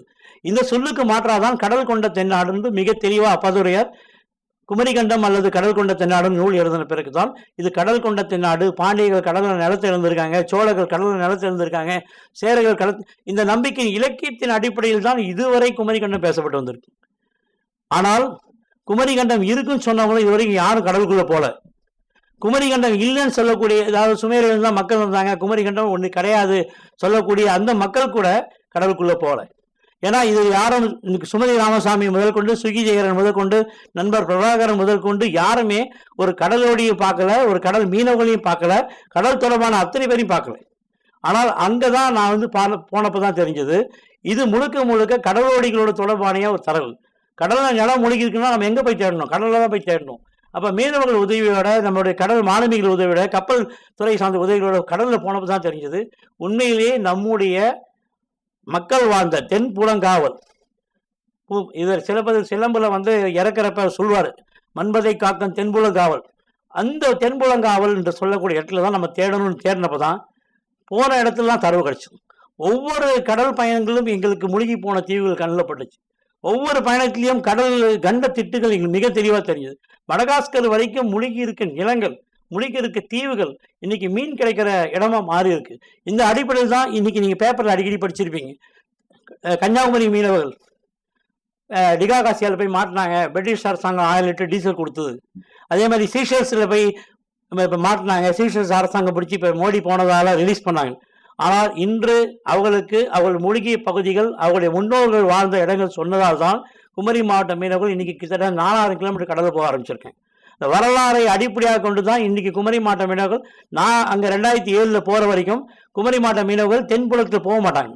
ஏன்னா அது கொலைக்கொள்ளுன்னு பயந்தாங்க. யாரோ சொல்லி அந்த பக்கம் போகாத, அங்கே மூழ்கி போன நிலம்லாம் இருக்குது, இந்த தென்புலத்தார், வள்ளுவர் சொல்லக்கூடிய தென்புலத்தார் இந்த இடத்துல போகாதன்னு பயமுறுத்தி வச்சுருந்தாங்க. இப்போதான் முதல் முறையாக நம்முடைய குமரி மாவட்ட மீனவர்கள், தூத்தூர் மீனவர்கள் தொடர்ந்து 4000 கிலோமீட்டர் வரைக்கும் கடலில் போய் முழுகி போன தீவில் மீன் பிடிக்க ஆரம்பிச்சிருக்காங்க. மிக தெளிவாக இருக்குது, நம்முடைய கடலில் இழந்த பகுதிகள் உண்மைன்றது தெளிவாக இருக்குது. ஏன்னா தரவுகள் இப்போ வந்துக்கிட்டே இருக்கு. இது பாருங்க, 1959 1964 வரைக்கும் இன்டர்நேஷனல் இந்தியன் ஓஷன் எக்ஸ்பெடிஷன் 40 கப்பல்கள் வந்து இந்த நம்முடைய இந்திய பெருங்கடல் ஆய்வு பண்ண இந்த அடிப்படையில் தான் குமரிக்கண்டம் இருக்குன்னு நம்முடைய இலக்கிய மக்கள் நம்பினாங்க. நிறைய பேர் சொன்னாங்க கட்டுக்கதை, நம்ம இலக்கியம்லாம் போய் சொல்லியிருக்கு. ஆனால் இப்போ என்ன தெரியுதுன்னா, இந்த வெண்மேற் கௌரிய 90 கோடி இது உண்மையும் தெரியுது. இதுதான் உலகத்துடைய கிழக்கையும் மேற்கையும் இணைச்சிருக்கு. இந்த பகுதியிலேருந்து தான் மக்களுக்கு வந்து உலகத்துடைய இந்த சுழலும் உலகத்தை வந்து மிக அழகாக காமிச்சிருக்காங்க. இது பாருங்க, இந்த பாடல் வந்து எல்லாரும் கற்பனைன்னு சொல்லுவாங்க. பக்குளி ஆற்று உடன் பன்மலை அடுக்கத்து குமரிக்கோடு பெருங்கடல் கொள்ள என்ன சொல்லுங்க, ஒரு பன்மலை அடுக்கத்தில் இருக்கக்கூடிய ஒரு குமரிக்கோடு பெருங்கடல் கொள்ள சொன்ன அந்த தரவு இப்போ உண்மையா இருக்கு. கன்னியாகுமரியிலேருந்து 53 கிலோமீட்டர்ல 1000 ஸ்கொயர் கிலோமீட்டர் உள்ள ஒரு மரிக்கினா, டாலமி சொன்ன மரிக்கினான்ற ஒரு கடல் துறைமுக தீவு வந்து கடலுக்குள்ள முழுகி இருக்கு. அதுக்கு பேர் கன்னியாகுமரி மக்களுக்கு மட்டுமே தெரிஞ்ச சுறாப்பார், மங்கைப்பதி பார். இந்த பார் அங்கே இருக்கிறதால இது வந்து ஒரு முழுகி போன பகுதியாக மிக தெளிவாக இருக்குது. நாங்களாம் இறங்கி நின்று இருக்கோம் அந்த பகுதியில். கிட்டத்தட்ட 53 கிலோமீட்டர் தாண்டி கடலுக்குள்ள தீவில் எங்களால் இடுப்பில் கவுண்டர் பெல்ட் கட்டிட்டு நிற்க முடிஞ்சது அந்த தரையில். இது பாருங்க, கடியம் பக்கத்தில் இருக்கக்கூடிய ஆடு மேய்ச்சான் பாறை. எப்படி கடலுக்குள்ளே இருக்கிற ஒரு பாறைக்கு போய் ஆடு மேய்ச்சான் பாறை வச்சிருக்கான்னு பாருங்க. இங்கே பக்கத்தில் தூரணியில் முழுகி போன கோயிலெலாம் இருக்கு. அது இல்லாமல் இந்த கடலில் முழுகி போன நம்ம தென்புலங்காவலுடைய பகுதிகள் இல்லாமல் இன்னைக்கு கன்னியாகுமரி மாவட்ட கடல்லேருந்து உள்ள நிலத்தில் 2 கிலோமீட்டர் தள்ளி பார்க்குறப்ப 7 மீட்டர் ஆழத்தில் முழுகி போன முழுக்க மண்ணு கீழே இருக்கக்கூடிய கோயில்களை மீட்டு எடுத்திருக்காங்க. 70 வருடம் அந்த ஊர் மக்களே 10 ஏக்கர் மண்ணை எடுத்து இந்த முழு கோயில் எடுத்திருக்காங்க. இந்த கோயில் பார்க்குறப்ப அவங்க 2000 சொன்னால் கூட ஆய்வின் அடிப்படையில் இந்த கோயில் முழுகி ஒரு 800 வருஷம் 900 வருஷமாக இருக்கலாம் தெரியுது. ஏன்னா அதில் வந்து சிவவிஷ்ணு அந்த பல்லவர் காலத்துடைய பல்லவர் காலத்துக்கு பின்னாடி வந்த அந்த இதுவும் திருவிளையாட புராண கதைகள் இருக்கிறதால இந்த கோயில் கிட்டத்தட்ட ஒரு 800-900 வருடங்களுக்கு முழுகியிருந்தா மண்ணுக்குள்ளே போனதான் நமக்கு தெரியுது. லட்சத்தீவில் பாருங்க, ஏரி கல்பனி பாரு, 3500 ஸ்கொயர் கிலோமீட்டர், 11 தீவா அங்கே தண்ணிக்குள்ளே முழுகி இருக்கு. இது இல்லாமல் 1570 முதல் பிரிண்டட் மேப்பில் பார்க்குறப்ப நம்ம கன்னியாகுமரிக்கு இலங்கை கீழே நிறைய தீவுகள், ஜிப்லம்ன்ற தீவுலாம் இருந்தது, மிக தெளிவாக இருக்குது. அந்த தீவுகளை எங்களால் அடையாளம் காமிக்க முடிஞ்சது. லட்சத்தீவில் மூழ்கி போன அந்த மரங்கள் இன்னைக்கு தெளிவாக இருக்குது. அங்கே நிலங்கள் இருந்துருக்கு. 14 மீட்டர் ஆழத்தில் மரங்கள் அப்படியே இருக்குது. அது இல்லாமல் மடகாஸ்கருக்கு போகிற வழியில் மாலத்தீவில் இருக்கக்கூடிய கிட்டத்தட்ட 1900க்கு மேலே இருக்க தீவில் 190 தீவில் தான் மனிதர் வாழ்கிறான். இது எல்லாமே மூழ்கி போன இன்னைக்கு மீன்கள் இனப்பெருக்கம் செய்யக்கூடிய தீவுகளாக இருக்குது.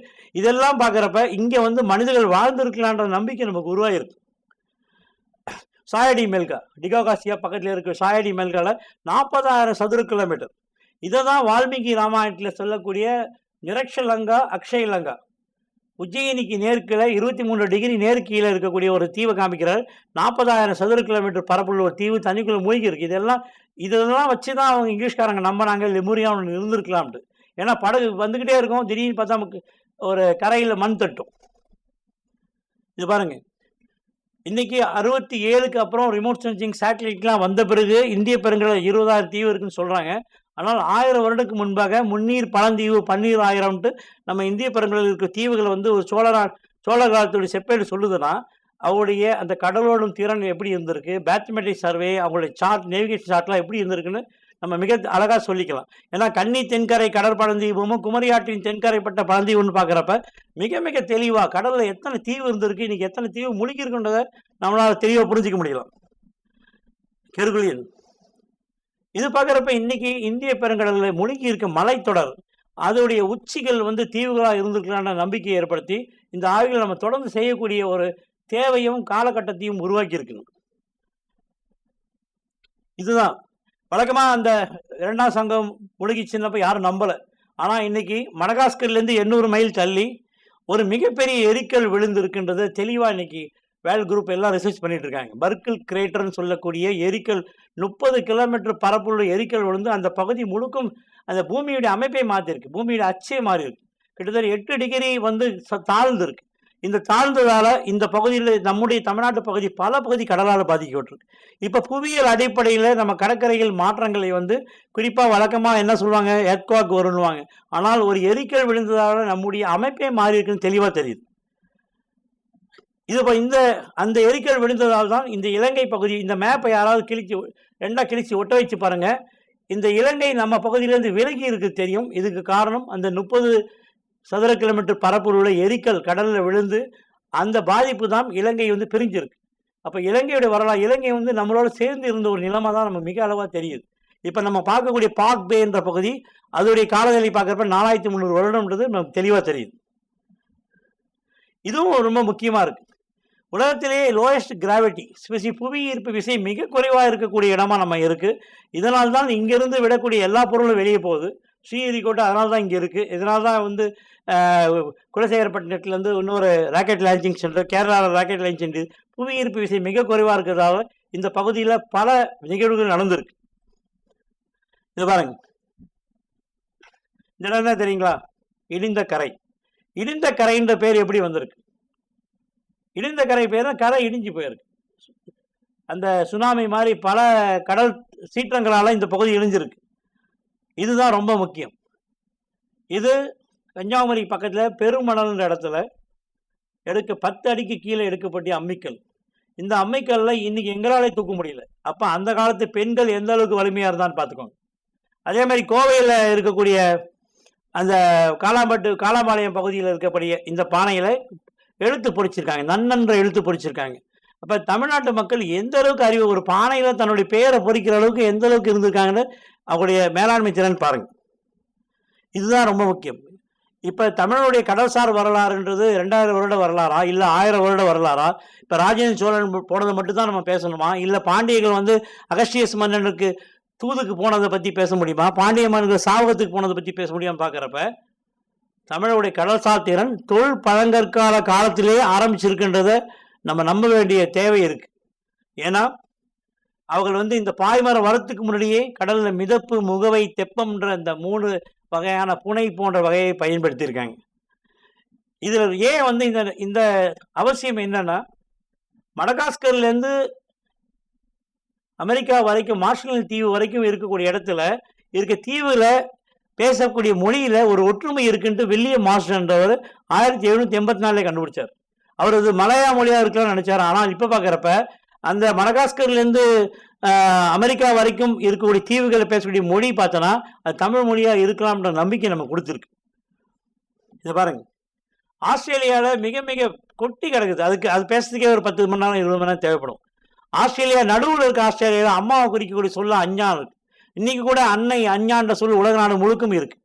அஞ்ஞான்ற சொல்லும், ஆயின்ற சொல்லும், ஆத்தான்ற சொல்லும், அம்மான்ற சொல்லும் ஆஸ்திரேலியாவில் நடு பகுதியிலிருந்து கரை பகுதி வரைக்கும் இருக்கிறப்ப எந்தெந்த காலத்தில் இந்த தமிழர்கள் எந்தெந்த அந்த மொழியின் மாற்றங்களை கொண்டு ஆஸ்திரேலியா போயிருக்கான்னு மிக தெளிவாக தெரியுது. அப்படி பார்க்குறப்ப நம்முடைய கடலோட திறன் பார்க்குறப்ப குறைந்தபட்சம் 40,000 வருடங்களுக்கு பின்னாடி இருந்தால் நம்ம ஆரம்பிக்கக்கூடிய சூழல் நமக்கு வந்திருக்கு. இந்த பாருங்க, உலகத்தில் இருக்க எல்லா பாறை ஓவியங்கள் பார்க்குறப்ப இந்த படகுகள் செய்யக்கூடிய தன்மை எனக்கு தெரிஞ்சு தமிழ்நாட்டு மக்களுக்கு மட்டும்தான் தெரியும். இன்னைக்கு அந்த ஓலாவி சமூகத்திட்ட இந்த படகு சொன்னால் செஞ்சு கொடுத்துருவாங்க. ஏன்னா உங்களுக்கு தெரியும், அந்த சிந்துபாத் போன கப்பலை செஞ்சு கொடுத்தவர் அலி மாணிக் ஃபான் பாய் என்றவர் இன்னைக்கும் வள்ளியூரில் இருக்கார். நம்ம மினிகாய் தீவை சார்ந்தவர் இன்னைக்கு இருக்கார். அதனால உலகத்துடைய மிக பழமையான கப்பலை, இவன் நோவா கப்பலை செய்யக்கூடிய தன்மை கூட தமிழ்நாட்டு கப்பல் கட்டும் அந்த தச்சர்களுக்கு தான் இருக்கு. குறிப்பா அந்த ஓலாவின்ற மக்களுக்கு தான் அந்த தன்மை இன்னைக்கும் இருக்கு. இது அடுத்து நீங்க நினைக்கலாம், ஏன் கடலோட தொன்மையை பற்றி பேசுறப்ப ஏன் இதெல்லாம் சொல்றாரு? இது ஒரு பன்முக பார்வையில் செய்யப்பட்ட ஆய்வு. தமிழர்கள் எந்த அளவுக்கு உலகம் முழுக்க போயிருக்கான்றதை நீங்க உலகத்தில் இருக்கக்கூடிய ஊர் பெயர்களை வச்சே கண்டுபிடிச்சிக்கலாம். சிந்துவெளியில் மட்டும் 600 பேர் இருக்குன்னு எங்க நண்பர் பாலகிருஷ்ணன் ஐஏஎஸ் நிறைய பண்ணியிருக்காங்க. சுமேரியாவில் இருக்க ஊரை பற்றி நிறைய பேர், சுமேரியாவில் இருக்கக்கூடிய ஊரும் அங்கே இருக்கக்கூடிய கட்டடக்கலை பற்றி நிறைய பேர் பேசியிருக்காங்க. அதே மாதிரி இந்த இடம் ஆப்கானிஸ்தான், இவங்க சீனாவுடைய பட்டுவழி பாதையை நில வழியாக தமிழர்கள் ஒருங்கிணைச்சிருக்காங்க. குறிப்பாக சிந்துவெளி பகுதியில் இருக்க கடல், அந்த பாரசீக கடல்லேருந்து இந்த மக்கள் மேல் நோக்கி ஆறுகள் எங்கெங்கே போகுதோ அங்கெல்லாம் போய் பயணம் பண்ணியிருக்காங்கன்றத மிக அழகாக ஆப்கானிஸ்தானில் இருக்கக்கூடிய இந்த மெஸ் ஆயனக் இந்த இடத்துல பார்க்கலாம். அந்த சிலை பார்க்குறப்ப பாருங்க, தமிழருடைய அந்த திறன் அப்படியே இருக்கு. இதுல என்ன தெரியுதுன்னா, புத்த மதம் பரவனதுக்கும் தமிழர்களுக்கும் தொடர்பு இருக்குன்னு தெரியுது மிக தெளிவா. இந்த கடல் வழியா பரவன மதங்களுக்கு இந்த தமிழர்களுடைய பின்புலம் இருக்குன்னு மிக தெளிவா தெரியுது. இது அரேபியாவில் முழுக்க தமிழ் பேரா இருக்கு. ஈஜிப்து எல்லாருக்குமே தெரியும், லேண்ட் ஆஃப் புண்டு சொல்லக்கூடிய அந்த காலத்திலேருந்தே தமிழர் தொடர்பு, அங்கே நிறைய தமிழுடைய எழுத்துக்கள் கிடைச்சிருக்கு. பிரான்ஸில் ஊர் இருக்கு, ஊர் மட்டுமே 650 ஊர் உலகம் முழுக்க இருக்கு. நம்ம ஒரு ஊர் மட்டும், சுமேரிய ஊர் மட்டும் தான் பேசியிருந்தோம். 650 ஊர். அந்த ஊருக்கு போகக்கூடிய வழி பார்த்தீங்கன்னா கலாசிஸ், கலம்னா கப்பல் தெரியும், கப்பல் நிற்கக்கூடிய இடம்ன்றதுக்காக அந்த ஹார்பருக்கு பேர் கலாசிஸ். அதே மாதிரி ஏத்தன்ஸில் பாண்டியன் மன்னன் அரசாண்டு இருக்கான், மிக தெளிவாக தெரியும். 10ஆம் நூற்றாண்டிலேயே அங்கே வந்து கிரீட்ன்ற தீவில் மினோவான்ற வம்சத்தை சார்ந்த பாண்டியன்ற மக்கள், ட்ரெமிலின்ற மொழி பேசின மக்கள் அரசாண்டு இருக்கான்னு மிக தெளிவாக தெரியுது. அப்படி அரசாண்டு இருந்தால் மட்டுமே தான் நம்ம பட்னப்பாளையம், மதுரை, காஞ்சி செல்லக்கூடிய எவனர்கள் நம்ம கடற்கரையை காத்திருப்பாங்கன்ற தன்மை நமக்கு புரிஞ்சிக்க முடியும். நம்ம மக்கள் அங்கே போய் இருந்தால் தான் அந்த மக்கள் இங்கே ஒரு காவல்காரனாக கொண்டு வந்திருக்க முடியும். இங்கே பாருங்க, குடுமி, சூடானில் இருக்கக்கூடிய குடுமி, பாண்டியனுக்கு ஒரு பேர் குடுமி. மலைக்கல், மரத்தோணி, கிரீக்கில் இருக்கக்கூடிய ஒரு தீவுக்கு பேர் மரத்தோணின்ற பேர் தமிழ் பேரில் இருக்கு. அந்த மால்டாவில் இருக்கக்கூடிய நடூர்ன்ற ஒரு ஊர் இன்னைக்கு இருக்கு. நார்வேயில் ஊரான்ற ஊர் இன்னைக்கு இருக்கு. அதே மாதிரி பாம்பேயில் ஊரான்பட்டினம் இருக்கு. கிளவன்ற ஊர் துருக்கியில் இருக்கு. பிரான்ஸ், இது ஸ்பெயின்ல இருந்து மலகான்ற ஊர் இருக்கு. அங்கே பாஸ்க் மொழி பேசுகிற மக்களும் கட்லான்ற மொழி பேசுகிற மக்களும் இன்னைக்கும் இருக்கிறாங்க. அதியமான், துருக்கியில் இருக்கக்கூடிய இரும்பு நாகரிகத்தோட நெப்ரூட் மலைத்தொடரில் இருக்கக்கூடிய ஊருக்கு பேர் அதியமான்ற பேர். அங்கே இருக்கக்கூடிய அதியமான் பேர், அங்கே இருக்க குரல்ன்ற பேர், அங்கே இருக்க கோமகன் வம்சம் எல்லாம் பார்க்குறப்ப இட்டிடைட் மக்களுக்கே இரும்பு நாகரிகத்தை சொல்லிக் கொடுத்தவர்கள் தமிழர்களாக இருக்கலாம்ன்ற நம்பிக்கை மைனாரிட்டியில் இருக்க ஊர் பேர் பார்க்குறப்ப அது தமிழரோட தொடர்புடையதுன்னு மிக தெளிவாக தெரியுது. அதே மாதிரி அங்கே போகக்கூடிய ஊர் பார்த்தா கரையோலரை, கடல் பகுதியிலேருந்து துருக்கிக்கு உள்ளே போகக்கூடிய பகுதி பார்க்குறப்ப கரையோலரை, அதியமான், நிறைய தமிழ் பேர் அங்கே இருக்குது. அதே மாதிரி இத்தாலியில் பார்க்குறப்ப எழினா திரைசீலைன்ற பொருள். இத்தாலியில் இரும்பு உருக்கக்கூடிய இடத்துல எழின்ற அதியமான் வம்சத்தை சார்ந்தவங்க பேர் இன்றைக்கும் இருக்குது. அதே மாதிரி காலடி, நம்ம உழவுகளை பற்றிய காலடி பீச் கிரீஸ்லையும் கொலம்பியாலையும். கலமர்னா கப்பலில் போகிறவங்களுக்கும் கலமர் பேர், உழவு தொழில் செய்கிறவங்களுக்கும் கலமர்ன்ற பேர். அதே மாதிரி ஈரானில், துருக்கியில் இருக்கக்கூடிய கலமர்ன்ற பேரும், ஈரானில் இருக்கக்கூடிய கலமர்ன்ற பேரும். மலேந்திரன், துருக்கி ஈரானில் இருக்கக்கூடிய மலேந்தர் என்ற பெயரும், ஈரானில் இருக்கக்கூடிய பழனி 16 ஊர் பழனி என்ற பேரில் இருக்கு. அதே மாதிரி ஆப்கானிஸ்தான்லேருந்து இறங்கக்கூடிய முருகான்ற ஆற்றம்பறையில் இன்றைக்கும் பல தொல்லியல் சின்னங்கள் நம்ம கிடைச்ச ஒன்றும் இருக்கு. கலங் சுமத்ரா, இது ஒரு கிட்டத்தட்ட 200-300 ஊர் உலகம் முழுக்கும் கலங்குன்ற பேரில் இருக்கு. கலப்பன் பிலிப்பைன்ஸ், அங்கே பார்த்தீங்கன்னா இன்றைக்கும் உப்பு பதப்படுத்துறதுக்கு அந்த பழைய ஓலைப்பெட்டி தான் பயன்படுத்துகிறாங்க. கலப்பன். இந்த விசையா கடல் இன்றைக்கும் பார்க்குறப்ப பிலிப்பைன்ஸில் விசையத்தார் சொல்லக்கூடிய 14 விசையத்தார் சொல்லக்கூடிய அந்த பகுதிக்கு விசையான் கடல்லே இருக்குது. அதே மாதிரி ஈஸ்டர் ஐலாண்டில் இருக்கக்கூடிய எழுத்தும் தமிழ்நாட்டில் இருக்கிற எழுத்தும் சிந்துவெளி எழுத்தும் ஒரே மாதிரி இருக்குது. இந்த பிரேசிலில் இருக்கக்கூடிய உரைன்ற ஊரும் அங்கே இருக்கக்கூடிய பரன்ற ஊரும் அங்கே நிறைய தமிழ் பேர் உள்ள ஊரும் பிரேசிலில் அட்லாண்டிக் கடலை கூட இந்த மக்கள் தாண்டி இணைச்சிருக்காங்க, தெளிவாக தெரியுது. அதே மாதிரி ஜப்பானில் இருக்கக்கூடிய மருதைன்ற ஊரில் உழவு தொழில், ஜப்பானுக்கும் தமிழுக்கும் உள்ள தொடர்பு நிறைய பேர் பண்ணியிருக்காங்க. அங்கே மருதைன்ற ஊரும் அங்கே பக்கத்தில் இருக்க குறில்ன்ற தீவும் மிக தெளிவாக தெரியுது. அதே மாதிரி சீனாவை ரஷ்யா இணைக்கக்கூடிய ஆமூர் ரிவர், ஆமூர் ஃபால்கன்ற கேள்விப்பட்டிருப்பீங்க.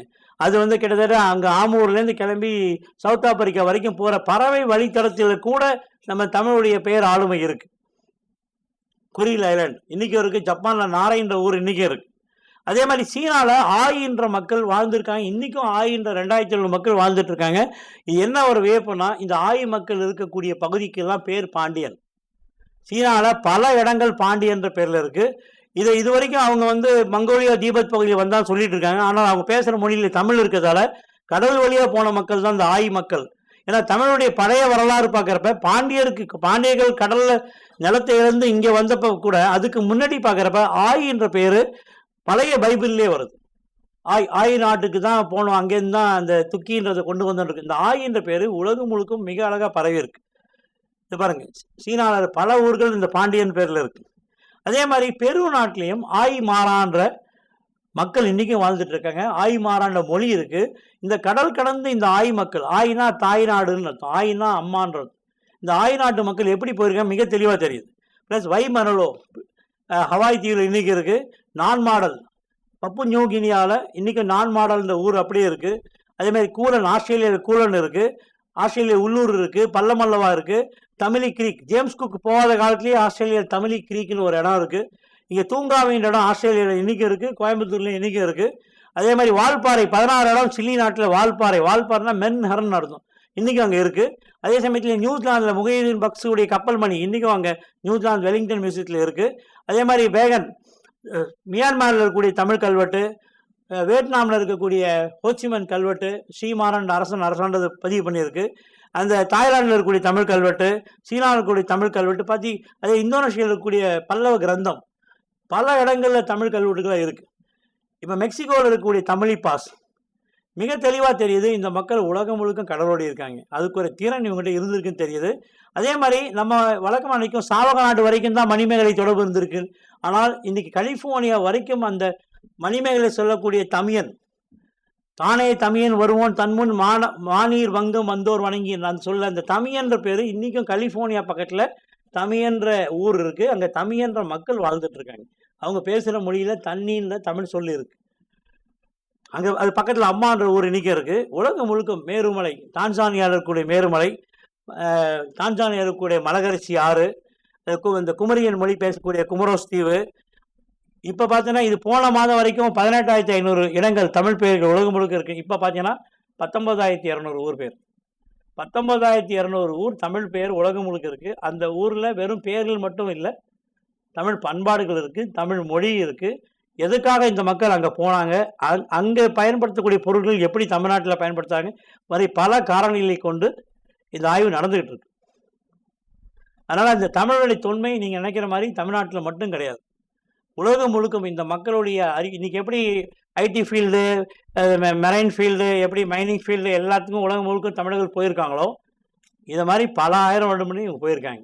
இதில் என்ன மிக முக்கியம்னா அனிமல் பிஹேவியர், உலகத்திலேயே இல்லாத ஒரு பழக்கம் இந்த இடத்துல இருந்தது. அதாவது விலங்குகள் குணங்களை அடிப்படையாக வைத்து தமிழருடைய நாகரிகம் அமைக்கப்பட்டு, இதுதான் உண்மை. என்னோட ஆய்வில் நான் ரொம்ப தெளிவாக புரிஞ்சுக்கிட்டது. ஒவ்வொரு விலங்குகளும் வளர்ச்சி செல்லும், ஒவ்வொரு பறவைகளும் வளர்ச்சி செல்லும், ஒவ்வொரு யானைகளும் வளர்ச்சி செல்லும், ஒவ்வொரு காலையும் பயன்படுத்தி நிலம் மூலமாக எப்படி போகணும் எப்படி வரணும்னு செஞ்சுருக்காங்க. இந்த விலங்குகள் குணங்கள் தான் இவங்களுக்கு நாகரிகத்தை உருவாக்கியது. இன்னைக்கு வேணா விலங்குகளை சதைகளாக பார்க்கலாம். இன்னைக்கெல்லாம் விலங்குகளை கோழியை பார்த்து அடித்து சாப்பிடலான்னு என்ன வரலாம், நண்டை பார்த்து அடித்து சாப்பிடலாம் என்ன வரலாம். ஆமையை பார்த்து அடிச்சாப்புல என்ன வரலாம். ஆனால் அன்னைக்கு இது ஒரு வீட்டு விலங்காக தான் இருந்திருக்கு. யானை கூட யானைக்கறி கூட சாப்பிட்டதா நம்ம சங்க இலக்கியத்தில் பதிவு இருக்கு. ஆனால் அதுக்கு முன்னாடியும் பார்க்குறப்ப இவர்கள் விலங்குகள் குணங்களை வைத்து தான் தன் வாழ்க்கையை அமைச்சுக்கிட்டாங்கன்னு மிக தெளிவாக தெரியும். பாருங்க, கடலில் இவங்களுக்கு யார் துணை புரிஞ்சிருக்காங்க? நிலத்திலையாவது இவங்களுக்கு பாண்டியன் சொல்லக்கூட காளை துணை இருந்திருக்கு. நிலத்தில் யானை இவங்களுக்கு அந்த காலத்தில் பாண்டியன் சின்னையே யானமாக இருந்திருக்கு. முருகனுக்கே யானை வாகனமாக இருந்திருக்கு. அப்படி இருக்கிறப்ப கடலில் யார் உதவி பண்ணியிருக்காங்க? கடலில் இந்த ஆமைகள் தான். எத்தனை பேர் ஆமையை நேரில் பார்த்துருக்கீங்க? கை தூக்க முடியுங்களா?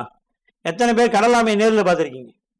இந்த பங்குனி ஆமைன்னு சொல்லக்கூடிய, சித்தாமைன்னு சொல்லக்கூடிய இந்த ஆலிவ் ரெட்லி இங்கே வந்து நம்ம கடலில் வந்து கிட்டத்தட்ட ஒரு 5 வகையான ஆமைகள் வந்தாலும் அதிகமாக வர்றது இந்த பகுதியில் பச்சை ஆமையும் பங்குனி ஆமையும், அந்த கன்னியாகுமரி பகுதியில் தோணி ஆமையும். இந்த டர்ட்டில் கேரிடர் ஆமைகளுடைய வலசை பயணங்களை வைத்து இந்த ஆய்வை பண்ணப்ப உலகம் முழுக்க இந்த மக்கள் போனது மிக தெளிவாக தெரியுது. அது போகக்கூடிய இந்த அறிவு இவங்களுக்கு எப்படி வந்தது? அதுக்கு நம்ம நிலம் தான் காரணம். நான் வந்து என் மொழி என்னுடைய அந்த பெருமைக்கு இல்லை, இந்த நிலம், இந்த நிலத்தை நம்ம காப்பாற்றினா தான் மொழியை காப்பாற்ற முடியும். இதுதான் நாங்கள் இப்போ வந்து நீங்கள் நினைக்கலாம் வரலாறுன்றது இந்த பாலு சார் சொல்லி பெருமைக்கே கிடையாது. இந்த வரலாறை அடுத்த தலைமுறைக்கு கொண்டு சென்றால்தான் அடுத்த தலைமுறை ஒரு தொழில் முனைவர்களாக மாறும். இந்த பாருங்க, ஆமைகள் கடலில் 20,000 கிலோமீட்டர் தன்னுடைய இனப்பெருக்கத்துக்கு வரப்ப அது நீந்தி வருவதில்லை, மிதந்து தான் வருது. இதுதான் இந்த ஆய்வு உலகத்தை எனக்கு தெரிஞ்சு நிறைய பேர் சொல்லியிருக்கலாம் மனிதன் வந்து போகிறப்ப. ஆனால் முழுமையாக இந்த ஆய்வை முடிவு ஹியூமன் மைக்ரேஷனுக்கு, கடல் வழியாக ஹியூமன் மைக்ரேஷனுக்கு இந்த ஆமைகள் தான் காரணம். தொடர்ந்து பண்ணிக்கிட்டே இருக்கு. இந்த ஆய்வு எல்லா நாடு மக்களுக்கும் போயிட்டு இருக்கு. அப்போ யார் யார் இந்த ஆமைகளுடைய மைக்ரேஷன் பற்றி ஆய்வு பண்ணுறாங்களோ அவங்க இந்த தமிழை தொடாமல் அந்த ஆய்வே பண்ண முடியாது. இந்த தமிழுடைய இடப்பெயர்கள் கிட்டத்தட்ட 19,000 ஊர் பேரை தொடாமல் இந்த ஆய்வு முழுமையை பண்ண முடியாது. அதனால் ஆமைகள் ஆய்வு மூலமாக இந்த தமிழுடைய தொன்மை உலகம் முழுக்கும் அடுத்த நான் இருக்கிறேனோ இல்லையோ அடுத்த காலத்தில் கண்டிப்பாக போய் சேரும். இது பாருங்க, இது ஆமைகள் பழைய கதைகள் எல்லாம் பாலியிலேருந்து பழைய கதைகள் எல்லாத்தையுமே இந்த பூமியை வந்து ஆமை தான் தாங்குது. அதுக்கு மேலே வலசை செல்லும் யானைகள் தாங்குன்ற காரணமும் தமிழ்நாட்டில் 240 கோயில், தமிழ்நாட்டில் மட்டும் இல்லை தென்னகம் முழுக்கும் 240 கோயிலில் இந்த ஆமை சின்னம் இருக்குது. இதை போய் எப்படி ஆமை புகுந்த வீடும் அமினா புகுந்த வீடும் உருப்படாது எப்படி சொல்ல முடியும்? ஆமையை வந்து ஒரு அபசுகுணமாக பார்த்து எப்படி ஒதுக்க முடியும்? பாருங்கள், எல்லாம் இது வந்து வாஸ்கோடாவும் வந்து இறங்கின இடம் கப்பக்கடவு. மொசாம்பிக்லேருந்து வரக்கூடிய வழியை இந்த ஆமை தான் வழி காமிச்சிருக்கு. அதை கணக்கன் மாலுமின்றவங்க தான் கொண்டு வந்து அவங்கள வாஸ்கோடாமா வந்து சேர்த்துருக்காங்க. திருக்குறங்குடி இந்த படத்தை பார்த்தா நீங்கள் என்ன நினைப்பீங்க? விஜயநகர மக்கள் வந்து இந்த கோயிலை கட்டுறாங்க. பாண்டிய நாடு எனக்கு அடிமைன்னு சொல்லிட்டு ஒரு கையில் யானையும் ஒரு கையில் ஆமையும் பாண்டிய நாட்டு சின்னத்தை கையில் வச்சுக்கிட்டு ஒரு பன்றி சின்னம் கொண்ட ஒரு சாதிக்கின் ஒரு படம் வரைஞ்சிருக்கான். இன்றைக்கி நம்ம போய் சாமி கும்பிட்டுருக்கோம். நம்மளை அடக்கின ஒரு தரவை நம்ம இன்றைக்கி போய் சாமியை நினச்சி கும்பிட்டுருக்கோம். அதே சமயத்தில் சென்னையில் இருக்கக்கூடிய கச்சாலீஸ்வரர்கள், கச்சம்னா ஆமைன்னு அர்த்தம், சதுப்பு நிலத்தில் வாழ்றதால அதுக்கு அந்த இடத்துக்கு ஒரு ஆமைக்கு மேலே தான் அந்த கோயிலே கட்டியிருக்காங்க கச்சாலீஸ்வர். இன்றைக்கும் குன்றத்தூர் பகுதியில் மார்வழி வந்தாலோ மூச்சு பிரச்சனை வந்தாலோ ஆமையை ஒரு வேண்டுதலுக்கு விடுற பழக்கம் இருக்குது. இன்றைக்கும் காஞ்சிபுரத்தில் கச்சியம்பதின்னு சொல்லக்கூடிய காஞ்சிபுரத்தில் ஆமை வடிவ கல்கட்டை இருக்குது. உலக நாடு முழுக்க இந்த ஆமையை கும்பிட்றாங்க. நம்ம மட்டும் ஏன் வந்து ஆமையை கும்பிடல தெரியுங்களா? சனி கிரகத்துக்கு பேர், சனினா சமஸ்கிருதத்தில் மெதுவாக நகருதுன்னு பொருள். மேலே இருக்குல்ல சனி கிரகம் காரி, அந்த கிரகம் மெதுவாக நகரதால அவங்க வந்து சனின்னு சொன்னாங்க. அதே சமயத்தில் தமிழ்நாட்டில் அவங்க வர்றதுக்கு முன்னாடியே சனி கிரகத்துக்கு பேர் ஆமை. ஏன்னா ஆமைன்றது மெதுவாக நகருது, சனி கிரகம் மெதுவாக நகருது. அதனால் சனி புகுந்த வீடு உருப்படான்னு சொல்றது போல ஆமை புகுந்த வீடு உருப்படான்னு சொல்லி நம்மளை உலகம் முழுக்க கொண்டு போன இந்த ஆமையை கழி பண்ணிட்டாங்க. ஃபைண்டிங் தி நீமோ இந்த படம் எத்தனை பேர் பார்த்துருப்பீங்க? கை தூக்க முடியுங்களா? ஃபைண்டிங் தி நீமோ இந்த படத்தில் சொல்லக்கூடிய இந்த கதைக்கு காரணம் ஜாவாவில் இருக்க போலம்பதூரில் இருக்கக்கூடிய தமிழ் வணிகர்களுக்கு செதுக்கிய ஒரு சிற்பம் தான். ஒரு ஆமை தான் மீனுக்கு வழி காமிக்குது. தமிழ் வணிகர்கள் செதுக்கிய சிற்பத்தின் அடிப்படையில் தான் ஜப்பான்காரங்க இந்த ஃபைண்டிங் தி நீமோ படமே எடுத்தாங்க.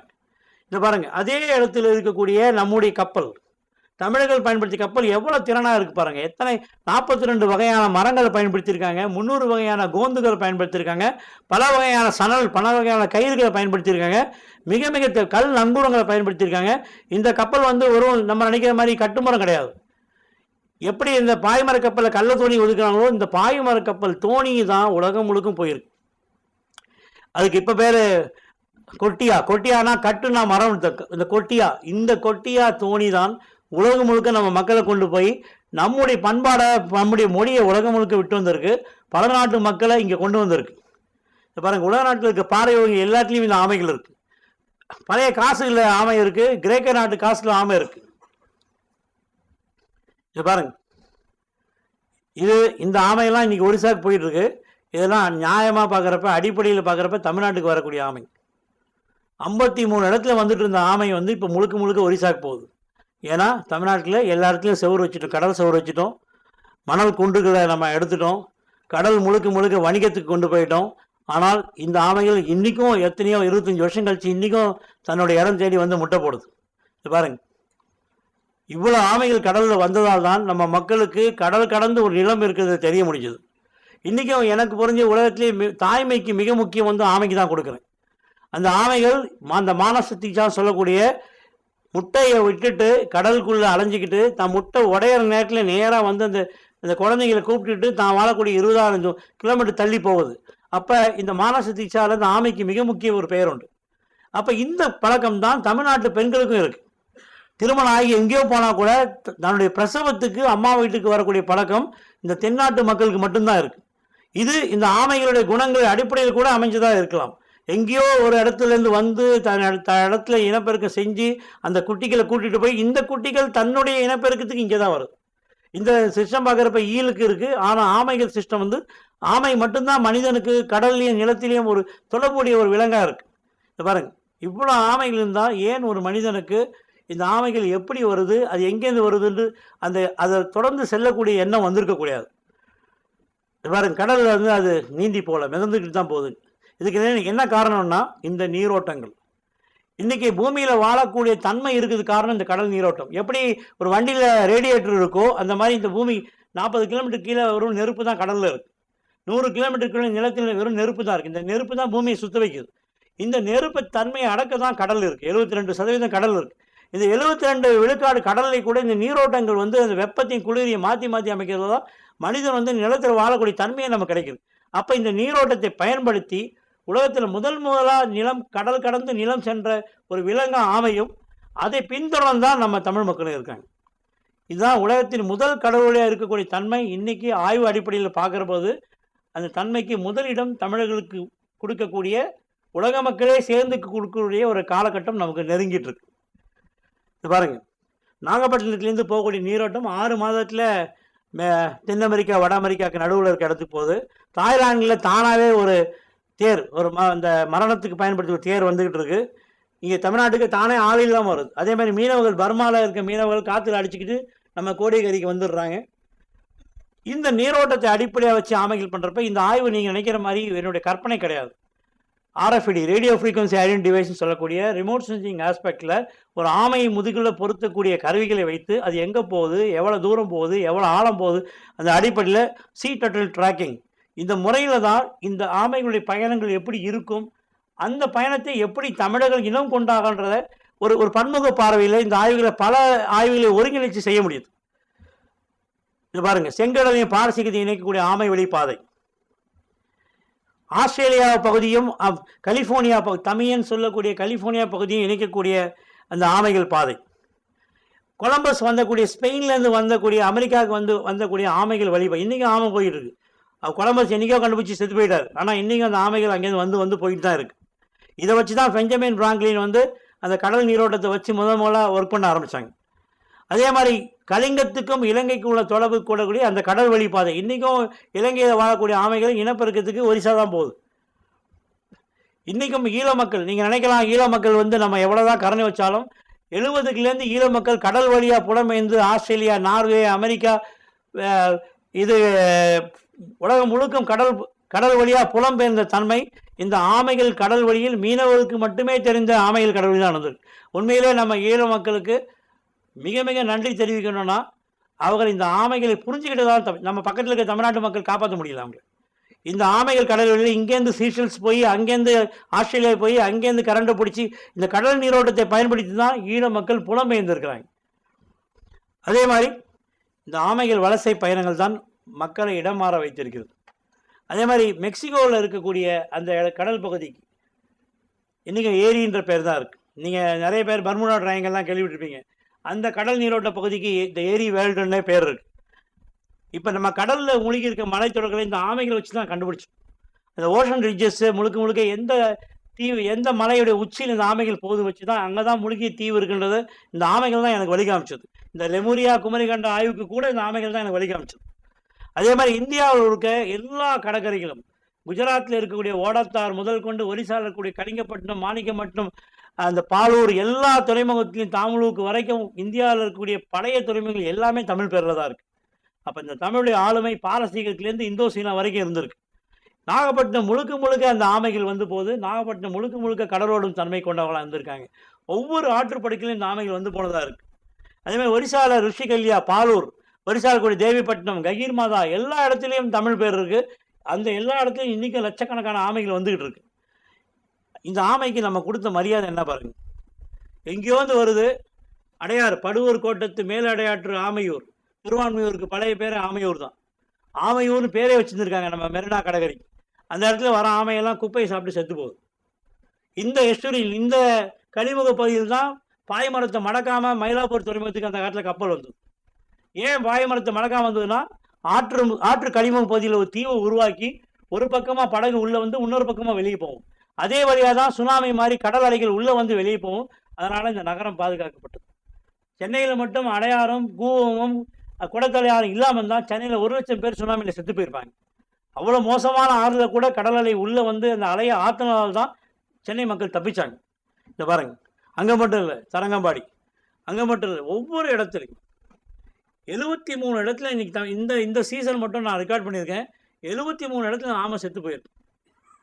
நம்மளை உலகம் முழுக்க கொண்டு போன ஒரு விலங்குக்கு நம்ம கொடுக்குற மரியாதை இதானா? யோசிச்சு பாருங்க.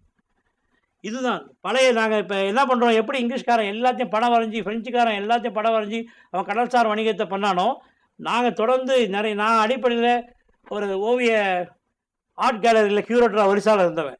அந்த பழக்கத்தை அடிப்படையாக வச்சு இன்றைக்கி தமிழுடைய கடல்சார் வணிகம் முழுக்க முழுக்க நாங்கள் வந்து காட்சிப்படுத்துகிறோம். இது பார்த்தீங்கன்னா பழைய முகப்பு, பாய்மரமே இல்லாத காலத்தில் முகப்பு, மிதவை தெப்பம். இதில் வந்து கடல் தண்ணியை நல்ல தண்ணியாக மாற்றிருக்காங்க. எப்படின்னா, மூங்கில் குழாயில் முருங்கை கொம்பு, தேத்தாங்கொட்டை, சேக்கொட்டை, அரநெல்லிக்காய் கொம்பு, இது 4த்தையும் போட்டு 24 நிமிஷத்தில் கடல் தண்ணியை நல்ல தண்ணியாக மாற்றி கொண்டு போயிருக்காங்க. அதே மாதிரி அந்த கீழே இருக்க மரங்களை அசைக்கிறது மூலமாக திசை அறிய வழி. அந்த படகுல வந்து தேவாங்கு கொண்டு போனதால் மேற்கு திசை பார்த்து தான் தேவாங்கு உட்காரும். அதனால் திசை அறிஞ்சிருக்காங்க. பல வகையான பறவைகளை பயன்படுத்தியிருக்காங்க. இந்த ஆமைகளுடைய நீரோட்ட வழி, இதுக்கு பேர் அழுவம்னு பேர். அழுவம் பற்றி, ஏன்னா இதில் உண்மையிலே நான் நன்றி தெரிவிக்கணும்னா நக்கீரன் சாருக்கு. ஏன்னா உங்கள் வெர்ச்சுவல் யூனிவர்சிட்டியை ரெஃபரன்ஸ் வச்சு தான் நிறைய சங்க இலக்கியத்தை எடுத்தோம். அந்த காலத்தில் ப்ராஜெக்ட் மாதிரியை வச்சு எடுத்தோம். அப்புறம் மெட்ராஸ் லைப்ரரின்னு வந்தது எடுத்தோம். அண்மை காலத்தில் என்னுடைய ரெஃபரன்ஸ், பாதி ரெஃபரன்ஸ் வந்து நான் தமிழ் வெர்ச்சுவல் யூனிவர்சிட்டியுடைய பதிவுகள் மூலம் தான் எடுத்தேன். அதுக்கு நான் உங்களுக்கு நன்றி தெரிவிக்கிறேன். ஏன்னா இந்த இலக்கியத்தை அடிப்படையாக வச்சு, பன்முக பார்வை அடிப்படையாக வச்சு, ஃபிசிக்கல் ஆந்திரபாலிலேருந்து சோஷியல் ஆந்திரபாலிலேருந்து இப்போ அந்த சோஷியல் எல்லா வரலாறு, ஆர்கியாலஜி எல்லாத்தையும் பயன்படுத்தின பிறகு தான் ஒரு பன்முக பார்வையில் பார்க்கும்போது தான் இந்த பாரதியார் சொல்வார், தோற்றம் மயக்கும் காட்சி பிழைன்னு சொல்வார். அந்த மாதிரி பார்க்குறது தான் தமிழ் வரலாறுடைய உண்மையான நிலையை எங்களால் புரிஞ்சிக்க முடியாது. இதை பற்றி என்னால் இந்த தமிழ்நாட்டில் பயன்படுத்தப்பட்ட தொழில் பழங்கற்காலத்திலேருந்து இன்னிய வரைக்கும் பயன்படுத்த படகுகளை பற்றி தனியாகவே பேச முடியும். வெறும் நம்முடைய கப்பல் கலை, நம்முடைய படகு கலை, தோணி, பாய்மர கப்பல் எப்படி கட்டப்பட்டது, என்னென்ன வகையான மரங்கள் பயன்படுத்தினாங்க, என்னென்ன தொழில்நுட்பம் தனியாக சொல்ல முடியும். இதுக்கு காரணம் இன்னொன்று இருக்குது. இந்த பூமியை பற்றி புரிஞ்சுக்கிறதுக்கு நம்முடைய வானியல் ஆய்வு, நிறைய நம்ம இலக்கியத்தில் வானியல் ஆய்வு நம்ம வழக்கமாக பார்த்துருக்கோம். பூமின்னா நம்ம வந்து நினச்சிருக்கோம். ஆனால் வானத்தை அடிப்படையாக வச்சு, சூரியன், சந்திரன், நட்சத்திரங்களை அடிப்படையாக வச்சு, இந்த வடசெலவு தென்பல அடிப்படையாக வச்சு இந்த பூமி சுழலும் தன்மையை புரிஞ்சிருக்காங்க. இதன் மூலமாக தமிழர்கள் எங்கெங்கே வாழலாம்ன்றதை கண்டுபிடிச்சிருக்காங்க. குறிப்பாக பேஸ், தீபகற்ப பகுதி, குறிப்பாக தீவுகள், எல்லா பகுதியிலும் போயிருக்காரோ வானிலை ஆய்வு. அந்த காலத்திலேயே போகர் கலைஞர் அதெல்லாம் அந்த வெப்பம், அதாவது உங்களுக்கு தெரியும், ஹாட் ஹேர் வந்து லேசாக இருக்கும். அந்த அடிப்படையில் தான் பறவைகள் பரப்புது. இந்த மாதிரி பல மொழிகள், பயோஃபியூல், நான் அந்த லைனில் தான் இப்போ டைரக்டராக இருக்கு. 82 வகையான சாராயம் காய்ச்சல் முறையை எடுத்து அந்த முறையில் தான் நாங்கள் பயோஃபியூல் பண்ணிட்டோம். நீங்கள் நினைக்கலாம் சாராயம் குடிக்கிறதுக்கு மட்டும், ஆனால் சாராயம் குடிக்க மட்டும் கிடையாது, ஒரு வண்டியை கூட ஓட்ட முடியும். ஏன்னா ஸ்பிட்டிங் த வாட்டர், நீரை பிரித்து அதில் இருக்க ஹைட்ரஜன் எடுக்கக்கூடிய முறைகள் தான் இன்றைக்கி கூட பழைய காலத்து சாராயம் காய்ச்சல் முறையை அப்படியே வண்டியில் போட்டு யூஸ் பண்ண முடியும். அதில் தண்ணி கலந்து குடிக்கவும் முடியும். அது வந்து பயோ எனர்ஜி, உடம்புல இருக்க அந்த பயோமாஸ் மூலமாக பயோ எனர்ஜி பண்ணுறதால இந்த தன்மை எல்லாம் தமிழர்களுக்கு பல வருடங்களுக்கு முன்னே தெரிஞ்சிருக்கு. இது பாருங்க, பர்மாவில் இருக்கக்கூடிய தமிழி தமிழி காட்சின்ற இடம். இங்கே இருக்கக்கூடிய இடத்துல பச்சை ஆமைகள் வருடம் வருடம் நம்ம தமிழ்நாட்டை நோக்கி வருது. இது ஏன் வருதுன்னு கேட்கலாம். இந்த வழியில் தான் அந்த காலத்தில் 2000 வருஷம் முன்னாடியே மரங்களை வந்து பச்சை ஆமை கார்த்திகை பௌர்ணமிக்கு ஆமை அங்கே கிளம்பும். கிளம்புறப்ப இந்த மாதிரி மரத்தை விட்டுருவாங்க. கப்பல்லாம் கிடையாது, மரத்தை கட்டி கட்டி விட்டுருவாங்க. இந்த மரம் எங்கே வருதுங்க, 3000 கிலோமீட்டர் தள்ளி நம்ம பாக் பேயில் வந்து சேரும். சேர்ந்து இந்த மரத்தை கப்பலே ஆளே இல்லாமல் அனுப்பின இந்த மரத்தை யானையில் போய் கட்டி எடுத்துகிட்டு வருவாங்க. யோசிச்சு பாருங்கள், 2000 வருஷம் முன்னாடி கப்பலே இல்லாமல் ஒரு மரங்களை வந்து நீர் வழியாக புனைன்ற அந்த படகுகளை, அந்த மரங்களை என்ன அழகாக கடத்திருக்காங்க பாருங்கள். அப்போ இதுக்குரிய தொழில்நுட்பம் கண்டிப்பாக 2000 வருஷம் முன்னாடிக்கே இருந்திருக்க முடியும். ஒரு பல ஆயிரம் வருடம் முன்பு இருந்தால் மட்டுமே இந்த தொழில்நுட்பம் இவங்களுக்கு வந்திருக்க முடியும். இந்த பாருங்கள், சென்னைக்கு பேர் படுவூர் கோட்டத்து மேல் அடையாற்று ஆமையூர். இந்த வழியில் தான் சென்னையில் வந்து இந்த கூம்போடு மீப்பாய் கிடையாது, அந்த பாய்மர கப்பல் உள்ளே வந்து போயிருக்கு. ஏன்னா தீவு இருந்திருக்கு. சென்னைக்கு பழைய பேர் வந்து படுவூர் கோட்டத்து மேல் அடையாற்று நாட்டு ஆமையூர். இது ரொம்ப முக்கியம். உலகத்தில் எங்கெங்கே ஆமைகள் இருக்கோ அந்த இடத்துலலாம் தமிழர்கள் போயிருக்காங்கன்றது இன்றைக்கி உலகம் முழுக்க மிக மிக தொழில்நுட்பத்தோடு நம்மளால் நிரூபிக்க முடியும். இதுதான் அழுவம். இந்த அழுவம்ன்ற நீர்வழி பாதையை பின்பற்றி தான் ஆமைகள் வருது. இந்த பாதையை அடையாளம் கொண்டு தான் தமிழர்கள் உலகம் முழுக்கும் போயிருக்காங்க. இந்த அழுவம் வந்து தரையிலும் இருக்குது, வானத்திலும் இருக்குது, கடல்லையும் இருக்குது. இப்போ இதில் ரொம்ப முக்கியம், உலகத்திலே 2 இடம் தான் ஆமைகளுடைய பழமையான அந்த ஃபாசில் கிடச்சிருக்கு. ஒன்று வந்து மெக்சிகோ, இன்னொன்று வந்து தமிழ்நாட்டில் இருக்கக்கூடிய திருச்சி பக்கத்தில் இருக்கக்கூடிய கல்லாமேடு. கல்லாமேட்டில் தான் கிட்டத்தட்ட மிக மிக பழமையான பல கோடி வருஷம் பழமையான ஆமையோடு கிடச்சிருக்கு. ஆனால் இது அமெரிக்காவில் நேச்சுரலிஸ்ட் மியூசியத்தில் ரொம்ப பத்திரமா வச்சுருக்காங்க. ஆனால் தமிழ்நாட்டில் 1000 ஆமைக்கு மேலே சிமெண்ட் ஃபேக்ட்ரிக்கு போயிடுச்சு. இந்த ஆமை வடிவ கப்பல் கொரியாவில் இருக்குது, தமிழ்நாட்டில் திருவிதாங்கூர்லேயும் இருந்திருக்கு. இது உழவை உலகம் முழுக்க கொண்டு போய், இதெல்லாம் வேர்ல்டு முழுக்க எங்கெங்கே அக்ரிகல்ச்சர் இருக்குன்ற அந்த மேப். இதில் எல்லாம் பார்த்தீங்கன்னா உலகம் முழுக்கும் கடல் வழியாக நமது தமிழர்கள் உழவை கொண்டு போயிருக்காங்க. நான் தமிழ்நாட்டில் மட்டும் 42 உழவு சமூகத்தை ஆய்வு பண்ண பிறகு தான் நான் அடிப்படையில் என்ன நினச்சேன்னா, தமிழ்நாட்டில் இருக்க தொழில்வாதி சமூகங்களை தனியாக ஆய்வு பண்ணால் தான் தெரியும் சொல்லிட்டு உழவு சமூகத்தை பண்ணேன், அளவு உப்பு சமூகத்தை பண்ணேன், செக்கார் சொல்லக்கூடிய எண்ணெய் சமூகத்தை பண்ணேன், அதே மாதிரி இரும்பு தொழில் கொள்ளர்களை பற்றி பண்ணேன். இதெல்லாம் பண்ணப்போ தெரிஞ்சது, நம்ம தொழில் சார்ந்து இந்த மக்கள் எப்படி ஒரு குலமாக மாறியிருக்காங்க. இன்றைக்கி ஜாதி இருக்குது, ஆனால் பழைய தொழில் இல்லை. இது தன்மை பார்க்குறப்ப இந்த மக்கள் ஒவ்வொரு மக்களுடைய பங்களிப்பும் உலக நாடு முழுக்க இருக்குது. குறிப்பாக உழவு பார்க்குறப்ப மெல்லர் சொல்லக்கூடிய ஈஜிப்தில் உழவு, தாய்லாந்து இருக்கக்கூடிய உழவு, மடு முழங்கி சொல்லக்கூடிய பர்மா, தாய்லாந்து, பெரு நாட்டில் இருக்கக்கூடிய அந்த தண்ணியில் போய் விதை போட்டு தண்ணியில் போய் அறுப்பு செய்யக்கூடிய அந்த உழவு, சீனாவில் இருக்கக்கூடிய உழவு முறை, ஜப்பானில் இருக்கக்கூடிய உழவு முறை, கொரியாவில் இருக்கக்கூடிய உழவு முறை எல்லாமே தமிழோட அடிப்படையில் இருக்குது. எல்லா நாட்டையும் கொரியாவில் உங்களுக்கு தெரியும், நாங்கள் மின் தமிழ்ன்றதில் நாங்கள் எல்லாம் சேர்ந்து, நான் ப்ரொஃபஸர் நாகராஜ் சார் மற்றும் நண்பர்கள்லாம் சேர்ந்து இந்த ஆய்வு பண்ணிகிட்ருக்கோம். இப்போ பண்ணுறப்ப கொரியாவில் தமிழ் எந்த அளவுக்கு இருந்தது. இப்போ அயோத்தியில் அயோத்தான்னு சொல்லக்கூடிய இடத்த அயோத்தி சொல்லி அவங்க நினைவு சின்னம் கட்டினாங்க. ஆனால் தமிழ்நாட்டுக்கு இந்த அரசி தமிழ்நாட்டை சார்ந்தவள். அயுத்தம் சொல்லக்கூடிய ஆய் நாட்டை சார்ந்த இந்த இளவரசி பாண்டிய காலத்துக்கு முன்னாடியே இந்த ஆய்வு மன்னர்களுடைய தொடர்ச்சியாக தான் இருக்கிறா. இன்றைக்கி கொரியாலே அப்பா அம்மா தான் சொல்கிறாங்க. கொரியாவில் இந்த இளவரசிக்கு யோகுன்ற இளவரசி இன்றைக்கி வந்து தெய்வமாக வணங்குறாங்க. இன்றைக்கி அவங்க கொரியாவில் குடுமின்ற இடம், இதுவும் பாண்டிய நாட்டு சொல். குடுமின்ற சொல் வந்து சவுத் கொரியாவில் இன்றைக்கி அந்த 7 தெய்வ வழிபாடாக இன்றைக்கி வணங்கிட்டு இருக்காங்க. அதே மாதிரி சியோவில் இருக்கக்கூடிய 1960 வீடு பார்த்தோன்னா அப்படியே தமிழ்நாட்டு வீடு மாதிரியே இருக்குது. அங்கே இருக்கக்கூடிய உழவு முறை பார்த்தீங்கன்னா இன்னும் கையில் திருவோடு இருக்குது, முறம் இருக்குது, கட்ட வண்டி இருக்குது, எல்லாம் அந்த குடிசை அமைப்புலாம் பார்க்குற அப்படியே கொரியாவில் நம்ம தமிழ் பண்பாடு இருந்ததுக்கான தரவுகள் தெளிவாக இருக்குது. இதுதான் சக்கரவள கோட்டம். பூம்புகாரில் இருக்கக்கூடிய அந்த 23 மீட்டர் ஆழத்தில் இருக்கக்கூடிய 5 கிலோமீட்டரில் இருக்கக்கூடிய அந்த ஒரு கட்டிடத்துடைய அமைப்பை கொரியாவில் இருக்கக்கூடிய சக்கரவள கோட்டத்தோட பொருந்தி பார்க்குறப்ப தான் நமக்கு தெரியுது அந்த காலத்துடைய சக்கரவள கோட்டம் எப்படி இருந்ததுன்றதுக்கு. ஏன்னா இதை வச்சு உங்களுக்கு சூரியனுடைய வடசெலவு தென்செலவு மிக தெளிவாக கண்டுபிடிச்சிக்கலாம். இதை வச்சு ஒரு வருடம் எப்படி இருக்கும், இந்த 6 பொழுது எப்படி இருக்கும், கார்குதிர் காலம் எப்படி இருக்கும், முன்பணி எப்படி இருக்கும், பின்பணி எப்படி இருக்கும், எல்லாத்தையும் மிக தெளிவாக தெரிஞ்சுக்கலாம். இதே மாதிரி பல்லாஸ் கிரீக், இந்த பாய்மர துணிக்கு பேர் பல்லா. இந்த பாய்மர கப்பல் போய் தான் உலகத்தில் பருத்தி நாகரிகத்தை உருவாகியிருக்கு. ஏன்னா மிகப்பெரிய பாய்மர துணியை கொண்டு போயிருக்காங்க. இந்த சக்கரவடிகளுக்கு பேர் குமரா, இந்த நம்முடைய மொச்சக்கொடிக்கு பேர் பல்லர் பீன்ஸ், இந்த காப்பிக்கு பேர் காலடி காப்பி, இந்த கடல் பாசிக்கு பேர் கொம்பு. இந்த கல் முறை இந்தியா முழுக்க நாங்கள் தேடினப்ப 220 ஆய்வு முறை, அதில் 82 கல் சாராயம் காய்ச்சல் முறை பார்க்குறப்ப உலகத்தினுடைய முதல் கெமிஸ்ட்ரின்னு பார்க்குறப்ப இந்த நம்முடைய பழைய சாராங்காய்ச்சல் முறை தான். இந்த முறை ஆல்கெமின்ற முறையில் உலக நாடு முழுக்க அரபிகள் மூலமாக தமிழருடைய இந்த கெமிஸ்ட்ரி உலகம் முழுக்க போயிருக்கு. இன்றைக்கி கூட பண்டைய கெமிஸ்ட்ரி பற்றி நம்ம யாரும் ஆய்வே பண்ணல. பண்டைய வேதியியல் முறையில் மிக அழகாக சொல்லுவாங்க. ஃபார்மேட்டிங், டிஸ்டிலேஷன், அந்த 3 முறையில் ப்ராசஸ் முறை எல்லாமே நம்ம தமிழ்நாட்டில் மிக தெளிவாக இருக்குது. நெல்லிக்காய் கடல் பயணத்தில் விட்டமின் சி டெஃபிஷியன்சி வந்து தற்கொலை எண்ணம் வராமல் இருக்கிறதுக்கு பல ஆயிரம் வருஷமாக நம்ம தமிழர்கள் நெல்லிக்காய் பயன்படுத்தியிருக்காங்க. இந்த நெல்லிக்காய் தான் கடல் பயணத்தோட தொடர்புடைய அதிகமான வந்து அவையார் கொடுத்துருக்காங்க. நாவாட்டின குமரா, வெள்ளரிக்காய்க்கு பேர் நாவாட்டின குமரா. இந்த முருங்கை கொம்பு வந்து கடல் பயணத்தில் உப்பு நீரை இன்றைக்கி கூட வீட்டில் சாப்பாட்டில் உப்பு வச்சுன்னா முருங்கையை பயன்படுத்துகிற ஒரு பழக்கம் இருக்குது. அதே மாதிரி தேவாங்கு மேற்கு நோக்கி உட்கார்றதால கடலில் திசை எறியும் விலங்கு அந்த தேவாங்கை கொண்டு போயிருக்காங்க. இந்த புறா பயணத்தில் நம்ம கடற்கரை காமிக்கிறதுக்கு இந்த புறாவை பயன்படுத்தியிருக்காங்க. செம்பருந்து உலகத்தில் உங்களுக்கு தெரியும், மைனிங்கில் வந்து தமிழர்கள் தான் இன்றைக்கி கூட உலகத்திலே மைனிங் இண்டஸ்ட்ரியில் தமிழர்கள் தான் இருக்கிறாங்க.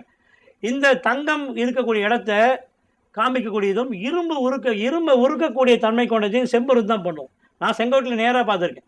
செங்கோட்டையில் இந்த செம்பருந்து முட்டை போகிற இடத்துல வந்து கூண்டை வச்சுருவாங்க. செம்பருந்து சாயங்காலம் முட்டை மேலே உட்கார வரும்.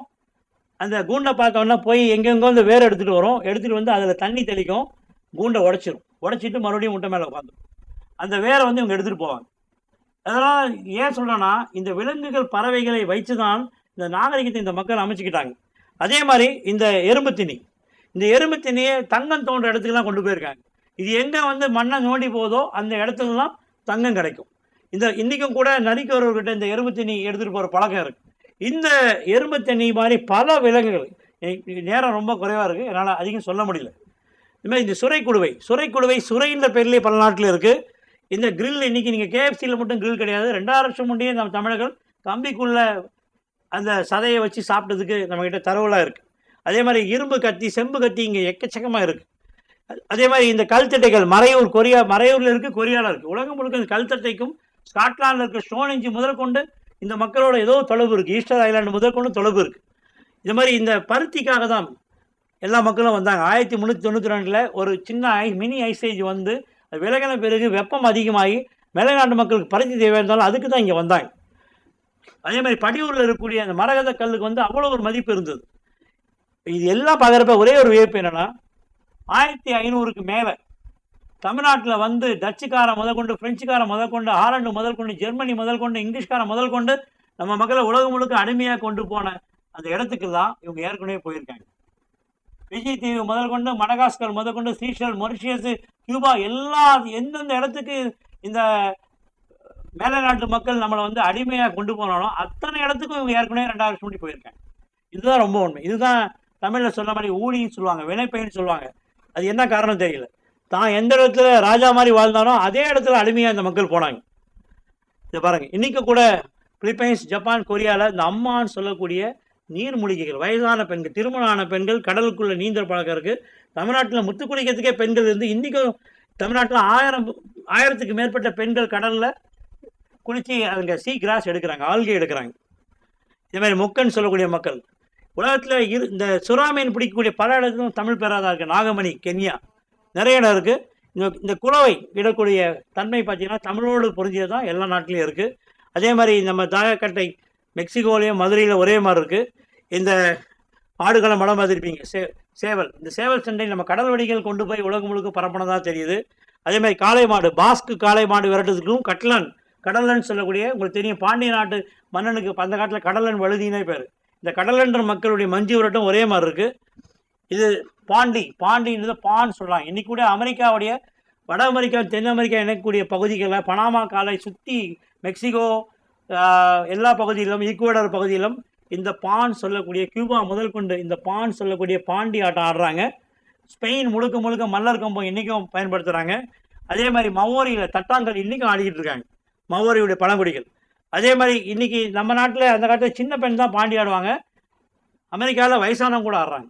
அது மட்டும் இல்லை, ஜனாதிபதி மனைவி கூட ஆடுறாங்க. ஒபாமாவுடைய மனைவி கூட இந்த பாண்டி ஆட்டம் ஆடுறாங்க. இதுக்கு பேர் அங்கே பான்றாங்க, பழைய பேர் பாண்டினே இருந்திருக்கு. இது இல்லாமல் இந்த சிலம்பம் உலகம் முழுக்க எல்லா நாடுகளிலும் தமிழருடைய ஒரு கலையாக தான் போயிருக்கு, தண்டுன்னு சொல்லுவாங்க. அதே மாதிரி இந்த சிலை வழிபாடும் ஒத்தை விளக்கு வழிபாடும் மெடிடரேனியன்ல இருந்தது. வடுவூர் துரைசாமி ஐயங்கார் அவருடைய லாங் மிஸ்ஸிங் லிஸ்ட்டில் பதிவு பண்ணியிருக்காரு. இந்த களரி உங்களுக்கு தெரியும், வளரி வந்து எல்லா நாட்டிலையும் இருக்குது, தமிழுடைய கலையார். அதே மாதிரி இந்த இளவட்டக்கல் ஸ்பெயினில் கட்லான்ற மக்கள் இன்றைக்கும் தாய்மாமன் பண்ண கல்யாணம் பண்ணோன்னா இந்த இளவட்டக்கல்லை தூக்கின தான் முடியும். இன்றைக்கி தமிழ்நாட்டில் இப்போ அதெல்லாம் போயிடுச்சு. அதே மாதிரி இந்த கஞ்சின்றதை இன்றைக்கும் வந்து பல நாடுகளில் கஞ்சியாக பயன்படுத்துகிறாங்க. நம்ம பழைய சோறு தான் கஞ்சியாக இருக்குது. வெட்டிவேர் இன்றைக்கும் உலகத்தில் சாயில் எரப்ஷனுக்கு வெட்டிவேர் பயன்படுத்துகிறாங்க. வெட்டிவேர் இன்டர்நேஷ்னல் ராடார் கம்பெனி அமெரிக்காவில் இன்றைக்கும் இருக்குது. அதேமாதிரி ராக்கெட் டெக்னாலஜி நீங்கள் எல்லாம் நினச்சிருப்பீங்க, திப்பு சுல்தான் காலத்துலேயும் ஹைதர் அலி காலத்துலையும் ராக்கெட் இது கொடுத்தது வேலு நாச்சியார். இது மிக அழகாக பதிவு பண்ணியிருக்காங்க. முதல் ராக்கெட் டெக்னாலஜி நம்ம மக்கள் கடல் மணிக்கும் போகிறதால கடலில் ஆபத்து வந்தால் இந்த ராக்கெட் விட்டு தன்னுடைய நிலையை சொல்லுவாங்க. இந்த ராக்கெட் தொழில்நுட்பத்துடைய ரா மெட்டீரியல் இன்றைக்கி கூட சீனாவுக்கு இங்கிருந்து தான் போகுது. அதே மாதிரி இதுதான் ரொம்ப முக்கியம். இன்யாங் சொல்லக்கூடிய சைனாவுடைய மிக முக்கியமான அந்த மெய்யியல் கோட்பாடு தமிழர் கோட்பாடாக இப்போ நிறுவனம் ஆயிருக்கு. இது காரணம் என்னென்னா, நம்ம நினைக்கிற மாதிரி இந்த ஐவகை இந்த பூதங்கள் 5 பூதங்கள்னு சொல்கிறாங்களே, நீர் நிலம் நெருப்பு காற்று ஆகாயம், அது பழைய பழங்காலத்தில் அது 2 இதாக இருந்திருக்கு. என்னென்னா இருட்டு வெளிச்சம்.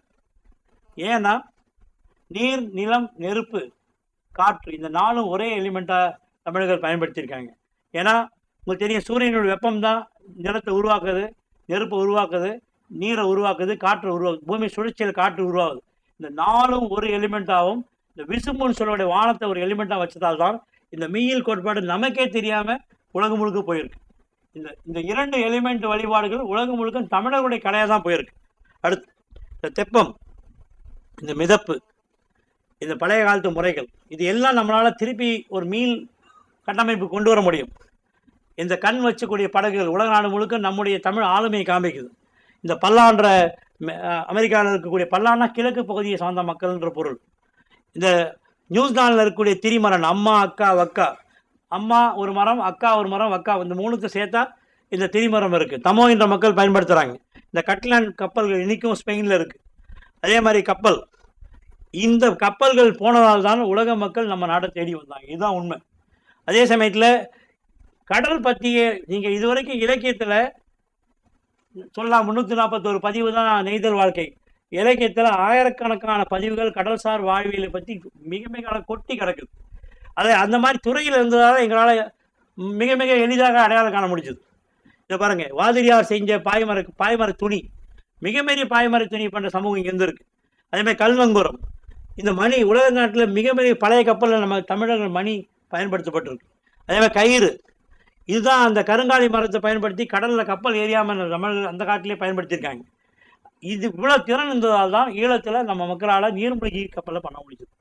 கடல் நீரோட்டத்தை மிக தெளிவாக தெரிஞ்சதால் தான் இந்த திறன் தமிழர்களுடைய தொழில் பழங்கற்கால கடல்சார் மேலாண்மை திறனால் மட்டுமே தான் இந்த ஈழ மக்களை 24 லட்சம் ரூபாயில் இந்த பாய்மர கப்பல் இந்த நீர்மூழ்கி கப்பல் பண்ண முடிஞ்சது.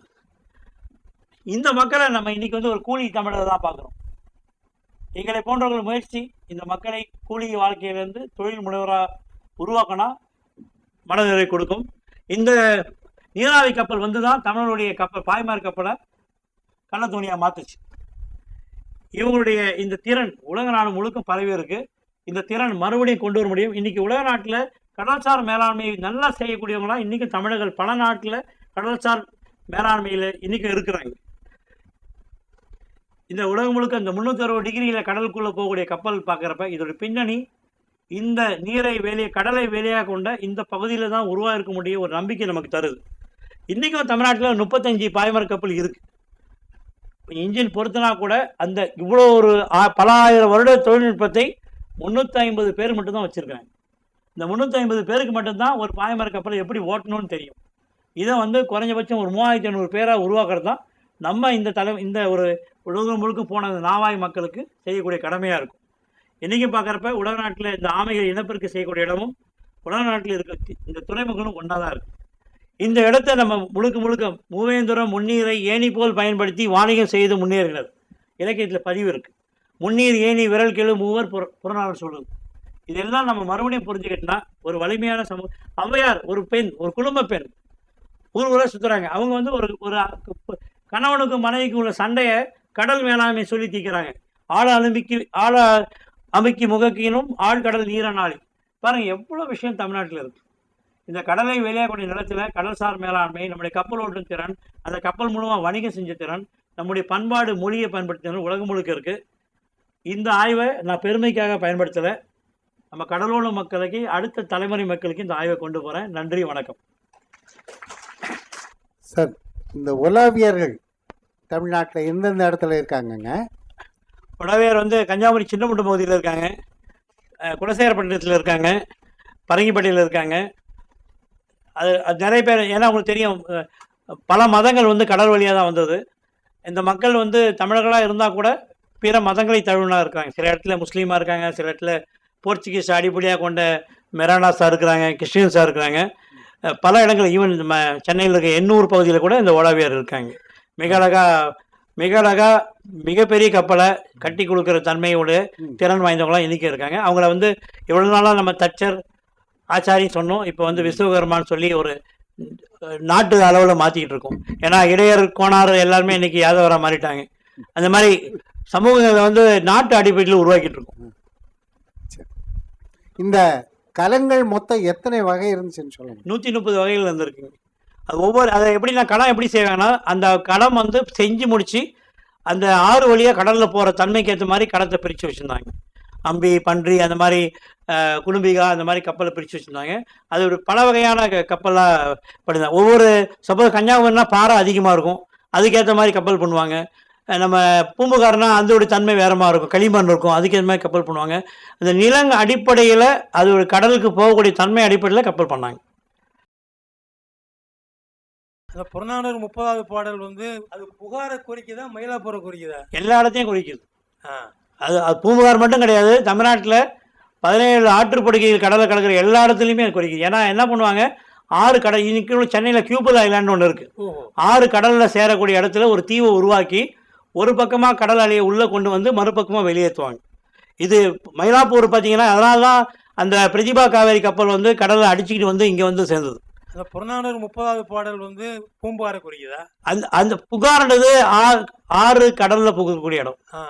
அது எதை வேணால் எடுத்துக்கலாம். நீங்கள் திருவானைக்காவலில் நிறைய கோயிலில் இருக்குது, தமிழ்நாட்டில் பல கோயிலில் இந்த இஞ்ஞான் அதை ரெட்டை மீனாக எடுத்துக்கிட்டாங்க. இவன் ரொம்ப நாங்கள் தெளிவாக, நான் வந்து நிறைய மலைப்பகுதியில் கடலில் எப்படி கப்பல் கட்டினாங்கிறதுக்காக மலைப்பகுதியில் ஆய்வு பண்ணுறப்பையும் இந்த சாராயம் காய்ச்சல் முறையும் ஆய்வு பண்ண போகிறப்ப தான் மிக தெளிவாக தெரிஞ்சது. அடிப்படை இந்த 2 எலிமெண்ட் பயன்படுத்தியிருக்காங்கன்னு தெளிவாக தெரியுது. இப்போ என்னோட கேள்வி, கடல் நிறைய இடத்துல வந்து உள்புகுந்ததுனால கடல் பகுதிகள் வந்து தமிழ்நாட்டை தமிழ் பகுதியை ஆக்கிரமிக்கிறதுன்னு நம்ம சொல்கிறோம். நீ உங்களோட இதுன்னு சொல்கிற நிறைய இதில் பார்க்குறோம் பூம்பார்னு. ஆனால் எனக்கு ஒரு சந்தேகம் என்ன, நானும் ஒரு சிவில் இன்ஜினியராக இருந்துகிட்ருக்கிறேன். இப்போ அரியலூர் பகுதிகளில் கடல் இதில் வந்து அந்த முட்டைகள், இந்த கடல் சிப்பிகள் எல்லாம் நான் நேரடியாகவே நான் பார்த்துருக்குறேன். எனக்கு இப்போ அந்த பகுதியில் எப்படி கடல் போயிருந்துருக்குன்னா, பூமி 23 டிகிரி ஆங்கில சுற்றிட்டு இருக்கு. அது அச்சு மாறுறப்ப மாறும். அச்சு மாறுறப்ப ஒரு பக்கம் கடல் உள்ளே போகிறோம், அச்சு விலகிறப்ப கடல் வெளியே போகும். இது தமிழ்நாட்டில் 40 மீட்டர் நான் வந்து அடிப்படை ஜியோ பிசிக்ஸ்ன்றதால 40 மீட்டர் MSL வரைக்கும் இந்த மாற்றங்கள் நடந்திருக்கு. ஆனால் டைனோசர் வாழ்ந்த காலத்தில் பல கோடி வருஷம் பண்ணி அப்போ மனிதர்கள் வாழலை. விலங்குகள் வாழ்ந்த உலகத்தில் தான் மனிதர்கள் வாழ்ந்திருக்காங்க, பின்னாடி வாழ்ந்தது.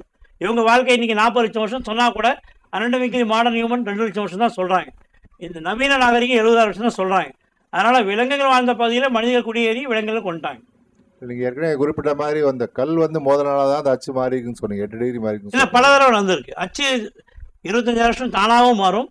இந்த கிரேட்டர் எரிக்கல் விழுந்தாலும் அச்சு மாறும். நன்றி, வணக்கம். ஏறக்குறைய அவர்கள் 1.25 மணி நேரம் பேசியிருக்கிறார்கள். மிகப்பெரிய ஒரு ஆய்வை செய்து அதை எடுத்து சொல்வதற்கு அவரை செய்த பணிகளை மிக வேகமாக எடுத்து சொல்லியிருக்கிறார்கள்.